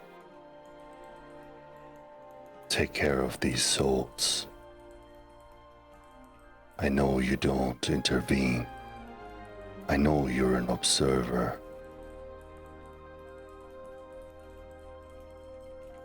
I know there's more to it than I can see.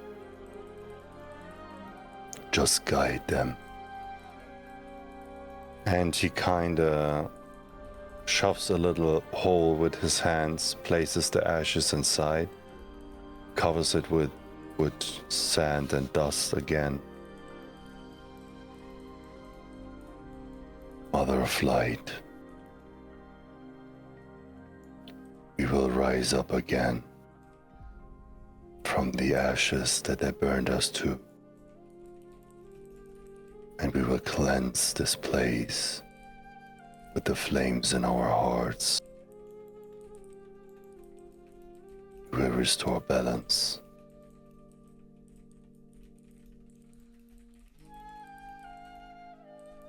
And he kinda bows down and holds there for a second in memory of the people that were slaughtered here. People that he remembers seeing in the streets of Saigo no Toshi. He tried to grasp one of those moments to imprint it in his heart.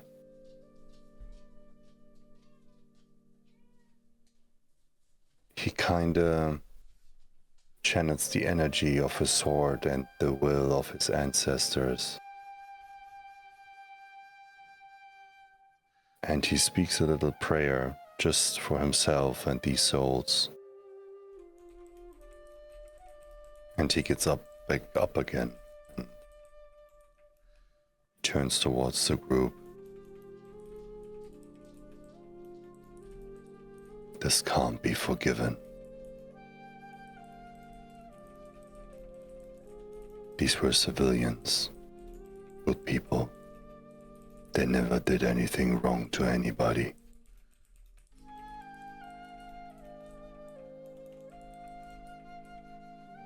I need you to stay with me in this. It's just too many.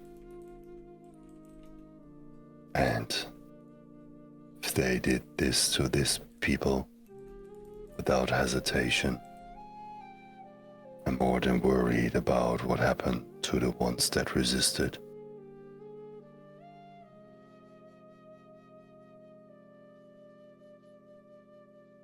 Whether it's death or to avenge, I'm with you.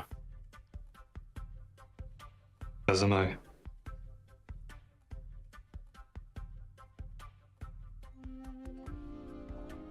Whatever side of the fence you sit on, if you hurt kids, you die. They're rotten to the core.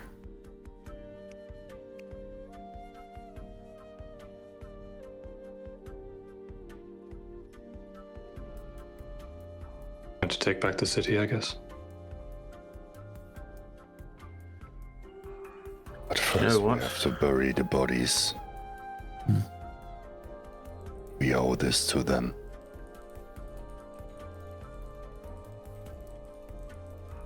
I don't think we should sneak into the city. I think we should just walk straight on up. I've got an idea. We'll talk about it after this.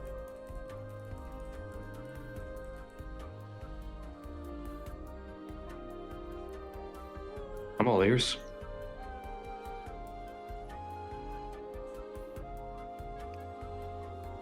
Hatsu gets out a shovel out of the backpack and almost like in trance, he's start to dig.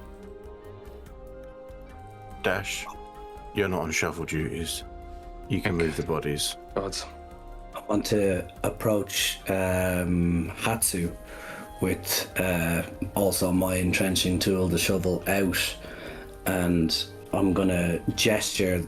I can dig too, but I'm looking for his permission, effectively, to assist. He just nods. Hatsu, with your permission, I have an idea. Hi. This area is known worldwide for the beautiful cherry blossom, especially the city and its surrounds. There's plenty of them. We would have passed them. They're not far from here as well. I'm going to suggest that we should take a few splits, a few branches, and if we're to bury some of these, we bury them on the outskirts of the cave where the soil is. If you put a split of a branch into the soil from each one, their corpse will nourish a new cherry blossom tree, a sign that Saganatoshi still lives, and these trees could live for generations, and each will spawn new trees, and round it goes. I hear you. But this is not just any ordinary place. This is our spiritual home. This is where these souls belong to.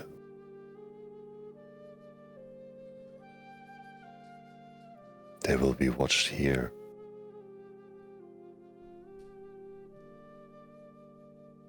Well, I meant the mouth of the cave, but you're saying in the cave. Why? Just gonna start digging then. Just start digging. DM, I'm gonna grab a tool probably off of Slate, because I'm sure he's probably got, amalgamations of different tools. And essentially what I want to do is I want to go along the cave wall where we're burying these bodies, after having helped move the bodies and stuff, and I want to collect items from these families. And what my plan is to do is to basically use the tool to chip out a bit of the stone on the inside of the cave, and then place the item where it was, and then use mending to repair the rock back to itself, so that these mementos are actually built into the cave walls now.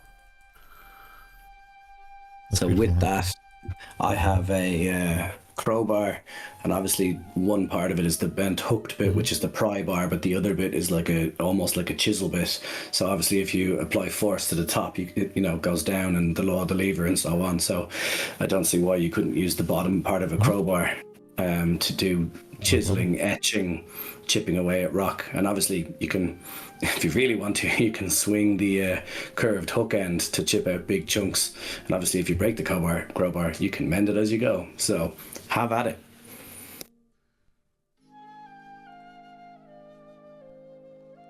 So yeah, if I find photos, if I find necklaces, if I find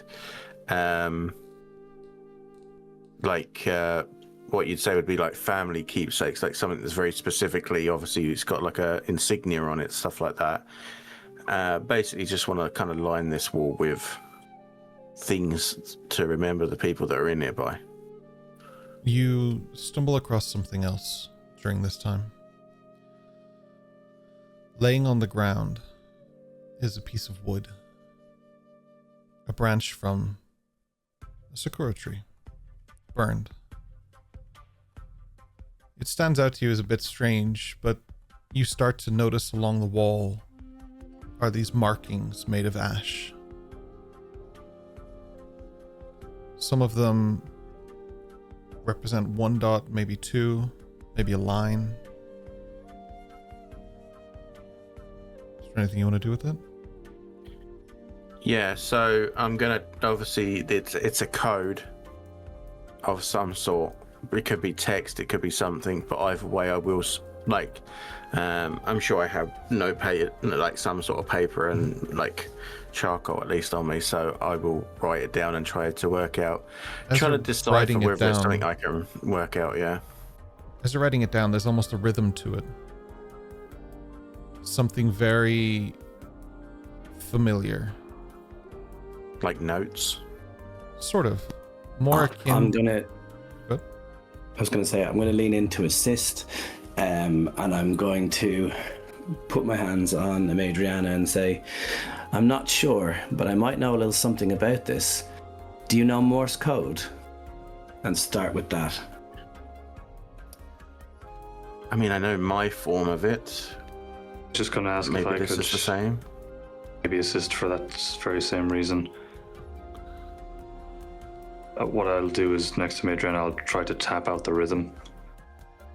As you place your finger on the different pieces of ash, you start tapping it out, and it makes a word in Taki Talk. Something that in a moment you're like, oh, it means this, and then you're like, oh, it means this. It's a short word. Simply just means run.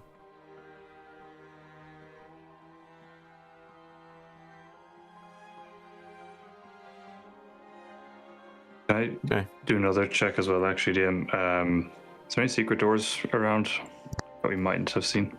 I believe I just have to tell you, right? You don't have a roll for it anymore, is it? Or how does it work? I have advantage. Okay, do your check with advantage and just tell me the roll. Chat seems to be broken here.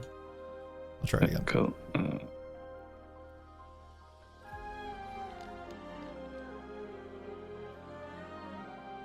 14.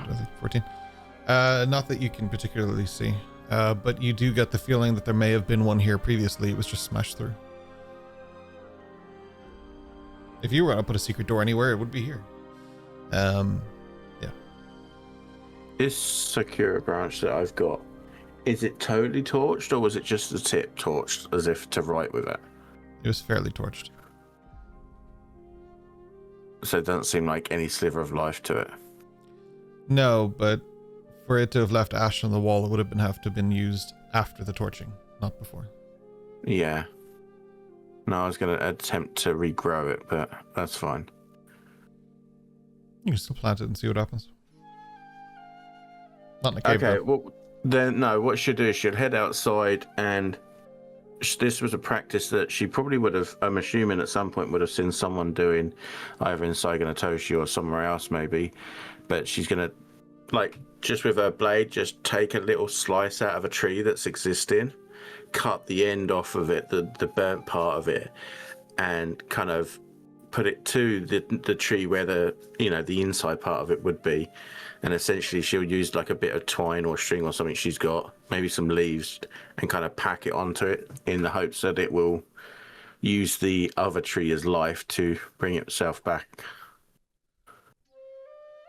You planted in the hopes that new life begins where so much life was lost. 2 days of hard labor for your group. But the bodies are buried.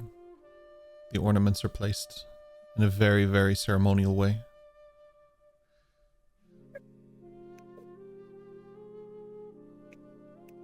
What's next for your group?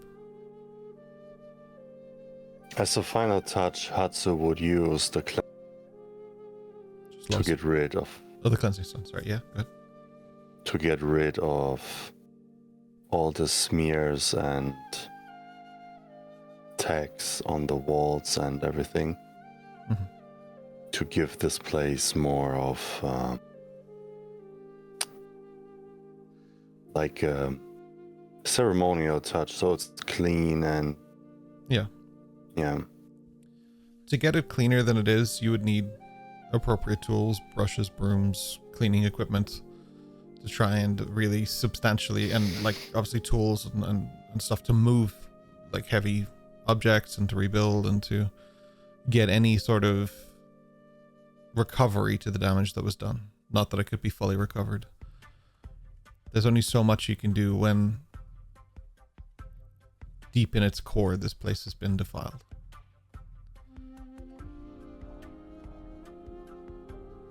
But there are people in your party who know how to consecrate grounds and how to do certain things.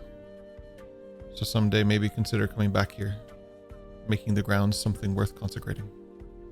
Bring back something to this place that was now lost. A lot of this time Eldrin spends with Chicken the Fox in its sleep state. The light not going any dimmer than the 50 foot that it was narrowed down to. Eldrin is obsessed.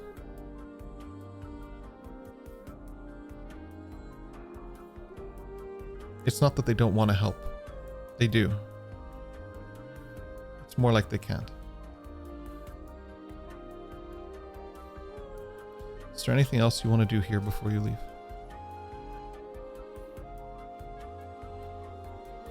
Adrian, I believe you said you had a plan? Yes. We're gonna walk straight up to the fucking doors. Yes, what were you about to say? Yeah. So on the grave, similar to that of what she did with Weslyn's grave, seeing the... Well, you can't of course see Hatsu's face, but sensing the emotion coming from Hatsu, the strain in his voice, the fact we spent 2 solid days here at this. She'd go to each and every singular one of the graves, knowing where the heads are, and elementism water on each of them while doing a prayer to Minerva. Considering how many bodies there are, this goes on for a good 2 hours. Yeah. And it's rhythmic.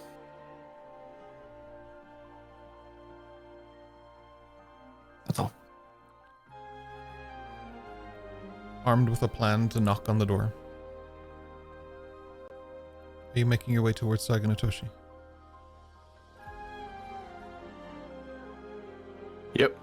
Yep. It takes time. Not just because the distance is far. It would take the better part of about half a day to if you're cutting straight through and going forward, it would take about half a day, usually. But it'll probably take you the guts of a day to get there. Because determination can get you so far, but you just worked yourselves to the bone for 2 days.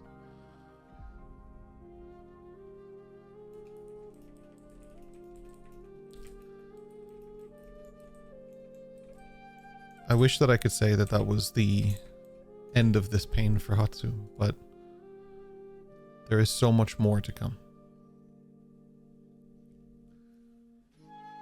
Unfortunately for Hatsu, there's a sharp pain in your heart as you look at the walls of Saganatoshi. The walls are no longer these pristine, amazing, beautiful, incredibly ornate and historic things. First of all, the cherry blossoms that surrounded Saganatoshi are burned to ash. not a pink leaf in sight. The walls themselves are coated in the bodies and remains of hundreds, maybe thousands of people. From top to bottom. The only birds you see here are carnivorous, vultures, crows. There's no grass, there's no life, there's no flowers, there's no anything. This is just death. And Adriana, last you left this place, it was in the hands of your father. But this is beyond even anything he has done in terms of desecration. He isn't unknown for his love of decimation, however, but this is not what he is known for. He's known for secretive. He can destroy a city with the click of a finger without anyone ever knowing he was involved. This doesn't make business sense. Right. That's a really good way of looking at it. There's no monetary gain to doing this. In fact, it's quite the opposite, because this shuts the city down. This is personal. This is Drakar's hand. I'm pretty sure. Little does he know that I'm not scared. No matter how many bodies he hangs to the walls. Walking along the walls are dozens and dozens of guards. The length of the walls surround this city. This is the second biggest city in the entire of the Isles, only dwarfed by Palperoth. This is a big city. The gates are sealed. The defenses are high. The ramparts are armed. This isn't something that would be a jovial jaunt through Saganatoshi. And whatever is left inside this city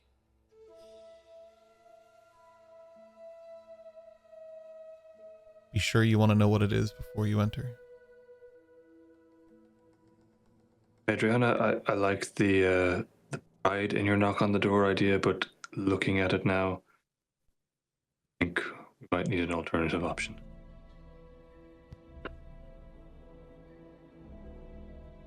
We left through a lesser known exit and or entrance. I mean, if those secret passages and sewer passages exist, and you know of others, Hatsu, why would we not use one of those?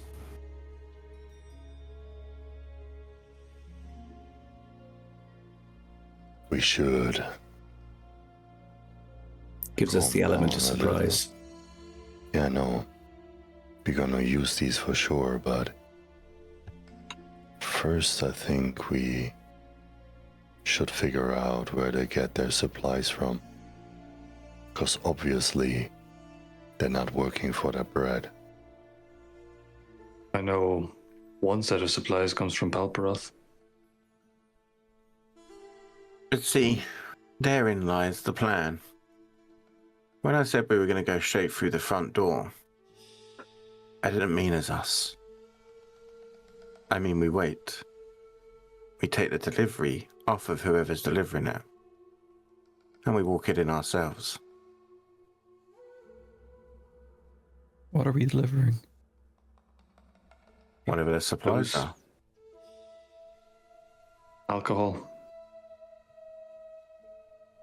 But let's find another way in as well, just in case. Which way are you heading? This way? You're gonna go around this way? Give me a minute. I want to do a little bit of a reconnaissance. And I'm gonna stealthily as possible. I basically want to get high to the point where I can see above the city. I can see what's happening. I can see the people and that kind of stuff.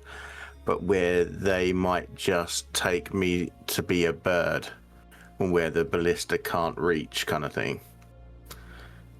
And I'm gonna fly around and try and get a lay of what was Saigonatoshi. Okay.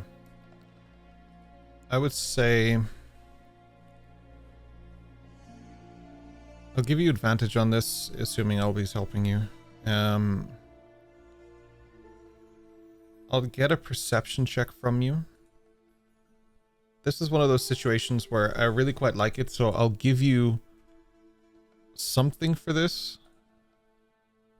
But depending, how much is dependent on your rolls. But it's not going to be a case where you get nothing for this. There will be Okay. something. Just how good it is or how much in use it is based on the roll. Okay. I'll give you investigation or perception, but I believe perception is what Albie gives you advantage on. Yeah, that's what I'll go for. Just to add to it, I know, like you've already said about you like it and stuff like that, but just to add to the way Amagiana thinks and the way she does it, is she would try to stay sun side, which means that even if they do look up at her, it's like looking straight at the sun kind of thing. Yeah. So it's like harder for them to notice her in that sense. No worries. Stealth won't be necessary for this because we're... Oof. How about a 2 or a 2? Like... Yeah. What the hell, like? Yeah. I think you used your inspo already, right? You're not doing something. Yeah. I'll tell you what. I liked the thing that you did with the cave and the burial and everything, so I'll give you inspo for that if you want to use it. That was really unique, putting the things in and fusing it with the wall. I like that a lot. That's very cool. So the reroll then was a 19 for a 25. That's a bit better. A little bit. I mean, you can keep the 8 if you want, but I would... No, that's fine. I'll keep this. The first thing you take from this, because you would know, is that they are not, on the walls at least, wearing what would be considered... How much do I want to say here? I'm going to say this to you under the guise that nobody's going to metagame, right? Mm-hmm. Good shit. Nobody here... No headphones off. You're okay. Not for this. This is okay. Ryan can tell me if he needs headphones off for this, but I don't think so. This would not be the apparel associated to the Crimson Embers in any way, shape, or form. This wouldn't be something that you would recognize as anything belonging to them. In fact, there's nothing here that reminds you of anything to do with the Archon. Other than... As you fly over the city, for the most part, it looks kind of actually normal. There's no smoldering buildings. There's no chaos on the streets. There's no bloodletting and patrolling and pillaging and disaster and chaos. There's none of that. For the most part, it just looks like a normal city from above. There are people walking through the streets, but there's no screams. There's no cries. There's no anything. Seems very, very normal. Seems busy enough. Other people, though, wearing what we would now know to be typical Saigonatoshi kind of attire. Yeah. Okay, so they're denizens of this city. Okay. You're pretty far up, so it's hard for me to give you facial expressions. So what I'll give you instead is one other thing that you do recognize. Near the middle of the city, there is a very large figure. It doesn't look like your father, but it looks like someone else you've met here last time you were here. Easily 9 foot tall. Shimmers on the armor. And standing with them are several people. Some of them look familiar, as in they could be people you've met at a meeting when you were here before. Some of them don't look so familiar. But what alarms you most about this isn't that they are here. It's that the people walking around them don't seem bothered by them at all. No fear, no worry, no concern.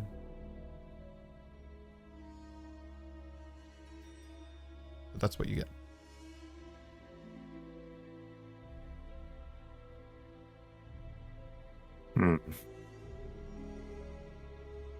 her initial thought has gone to mind control.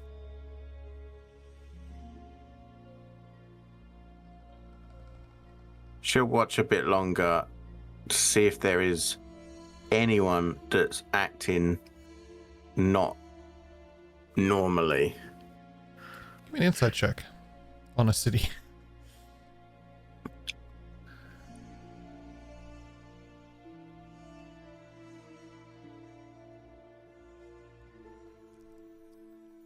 That's a natural one.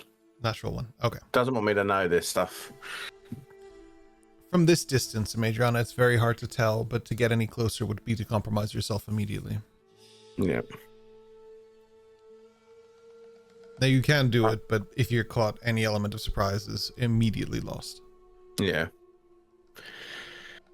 I'll head back to the group. It seems that at least my father's interests have moved on.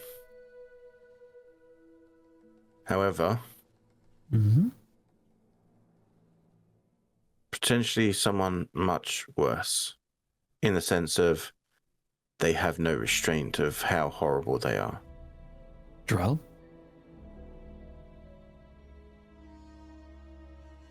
I think we should talk about this when we're more safe. It's a Drell. Iron Chad. Big one. Most of the faces, if not all of them from that meeting, would be present. Yeah. Is Warby there? Even if you were 2 feet away, it would be very hard to know. So it's not, what I mean is it's not the Warby form that we saw her take as one of the council members. You were pretty far up, so I'm mostly going on attire that you recognize these people rather than anything else. So even if they did look like a council member, they would blend so well in that it would be, unless you, because you know them, so unless you were right there, that would be too difficult to tell. Okay, that's fair. Well, let's find our way in. And let's see what we can do about taking this city back.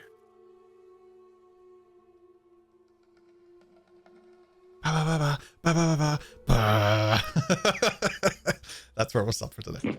Next time on the Wandering Isles. Oh my god, we're all dead. Not Dash. again. See, Ryan didn't want to say the name because Ryan's forgotten the name. But Madriana would know, and Madriana will tell you guys. Facto. Iron Lad. Iron Lad. And Wonder Boy. Tin Man. Yeah, we'll pick up there next week. That was a long one. We'll pick up there next week. We find our group in or around. We find our group in or around Sagonotoshi, which is good. I am just going to find someone for us great to be alive for session 70. We survived session 69. Nice. I love that the guys were just like, fuck it, she's asleep, leave her be. It's like, but it's literally the only time they've ever seen her lay down. Yeah. Mm-hmm. Yeah. I think we're both like, let's just pretend we didn't see that. Like usually, we pretend to never see and never hear. Yeah. It's something Slate's going to circle back to. He's seen a lot of people in the fetal position and so on and so forth. And that's why you got the guidance, just to get you up, and why he gave you space, because he decided that wasn't the time to talk about it, but is aware of it. Fair. That's actually, I can't do guidance because I don't know a little about that. Could fill a book with the things you don't know. Several, probably. A library, Dash one did might fill a say. book with it. He tried to chuck it into the fucking volcano. Throwing swords, using shovels. I mean, it's a long list. All right, we'll give a raid. Basically, you should Owning just, a vault. yeah, you should just not touch anything metal. That's what it is. Got a metal allergy. That's what it is. The druid still lives in me. So, very quickly, a few things. I want to say thank you to Subspace Terror on Dungeon Alchemist, because we used their map, an amended version of it to suit our campaign. Nice. But I want to say thank you because it was very cool and it was very useful, and I appreciate it because it meant I didn't have to make an entire forest map. That was very nice. Thank you so much. I think today or tomorrow or something is the last day for, we mentioned last week, Lair Safe. Definitely check them out on Kickstarter. I've seen quite a few people jumping in, which is awesome. Kian, I don't know if you have the link for Adam. I do not currently, but I will. A friend of ours is doing Discord. It's in our Discord. Yeah, we will. I'll make sure to put it on the YouTube video and on. If you find it there, Kian, just throw it into Twitch chat as well, please. But that'd be great. It's just that a friend of ours is doing a charity fun run, and we appreciate he's already done the run. Oh, 10k. So just the charity part. Just the charity part. That's all that's left. He's done the run. Hell yeah. He's run his enthusiastic little legs off. Thank you. So yeah, if we could I'd say throw a few quid his way. Post that in the shout out section as well, again, just in case, in Discord, just in case anyone wants it as well. And we'll put it under the video on YouTube. Thank you so much for joining us. I can't remember if I'm forgetting anything else. Sleep. Yeah, I definitely need sleep. I felt like Friday extra play. I think we have extra play, right? We have a couple of them scheduled for the next Next week. Right? Yeah, there's like the regular extra play God of War on Friday, and then we're gonna have an extra XXL God of War session on Monday and wait. on Friday. Wow. I can't wait, man. It's so much fun watching you play God of War. I love that game so much. I have so much time for it. If Richard has his way, we'll all be playing Battlefield. Yeah, maybe. Also, as a above the table thing for you guys, I'm about a third to maybe 40% through writing the Christmas one shot that I've got planned for you. Yes. Right, no, one shot. I know all the points. I'm just filling out now. Yes, I'm very excited about it. Oh yeah, I can't wait to hear it. Nice. We're doing a live show on Monaghan. Holy shit! How did I forget about that? Oh, It's right. like I knew we were next week. forgetting something. Yeah. Holy shit, man. Jesus, and we've talked about it every day. Where? We're Monaghan, the Peace Campus, from 11 a.m. to 4 p.m. I'm DMing a one shot with our mod Nessie and the wonderful John. It's free entry, so if you happen to be in Monaghan, then pop along. Audience participation is encouraged because we want fuckery. What's the theme? Halloween themed, spooky vibes. Nice. It's called The Mirror Room, and I will tell you no more. You'll have to turn up on the date to get. I can't know what level Oh they my are. god. My fucking brain. I heard the mirror room and I was like, oh, like the one we have in Discord. Yes, I need to the sleep. very I one. fucking need to sleep, man. Holy shit. It is literally that campaign. This guy. I do wonder though, actually, for unfortunately only for the ones that are available in Ireland, whether a live show would be something the people in stream would want. If we did a live show in like a theater or something. Yeah. That'd be cool. Someday anyway, definitely. If not soon, for sure. I know there's a few cons and stuff that we could probably snake into. That'd be nice. This is a good testing ground for that as well, which is cool. But if you guys want stuff like that, you gotta let us know. We gotta hear about it. Yeah, we gotta so organize it. We need like at least 6 months notice for work reasons. Yeah, because real life also exists. Hell yeah. We gotta fly busy from the future to here as well. Yeah, if we're doing the Wandering Isles, I refuse to do a live one without Hatsu. That's not happening. Private jet, Learjet. Yeah. Not an IRL one anyway. I would want the full party for IRL for sure. Oh yeah. Well, I guess in a few levels he can walk over water, so I try my best to adapt to that. What do you mean? Are we not just buying Flying Orc Hotel? Is that another thing? You know, we could always have a lads weekend away in Germany. Yo, We're live in Germany. Yeah. pretzels. Yes. Yeah. No, we can't. I recently just saw the price of flights. We definitely can't. Holy shit. Anyway, back to current events.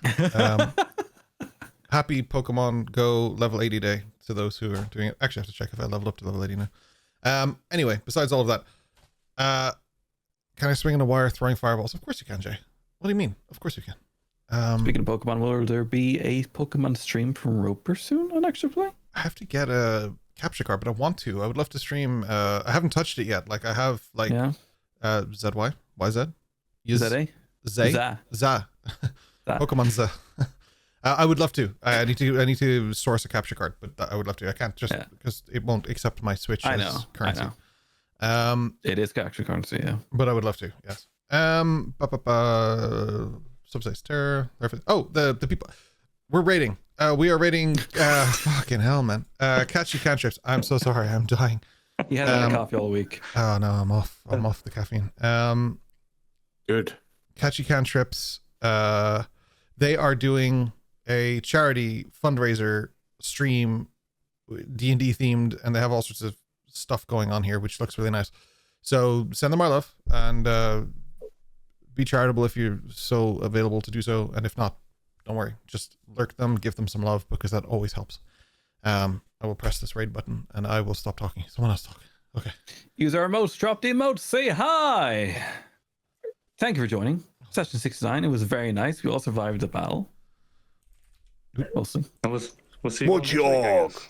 You're welcome, Episode, Dash. episode 69. Thank you. Dash does Dallas. You all survived it, but like Dash died and came back as like Gandalf the Black, I guess, and like Slate has no heartbeat. So like we survived the battle. Survive is a loose term. survival is The, the term, yeah. the fact that We you are use here. Dash and Gandalf in the same sentence actually makes me want to vomit. It should, but You at have the no same idea time, how like Kian deep and shit runs. yeah, like Kian and I, like we're Lord of the Rings Dash is people. more like worm tongue. Wow. No, not even close. I'm excited. I'm excited for you guys to meet the real proper Dash at some point, because you'll be There's a real Dash? yeah, but he'll be dead by then. So it'll probably be like one of those Beyond the Isles things. Anyway, let's raid. It's Let's Dash get the fuck outta Jr. here. That's the real Dash. Dash Junior. Ciao, ciao. Oh yeah. Oh, I also forgot to mention Liz is in Psycho no Toshi. No problem. All right. So see you later. What? No, get in there. No, bring it back. Bye. Oh, wow.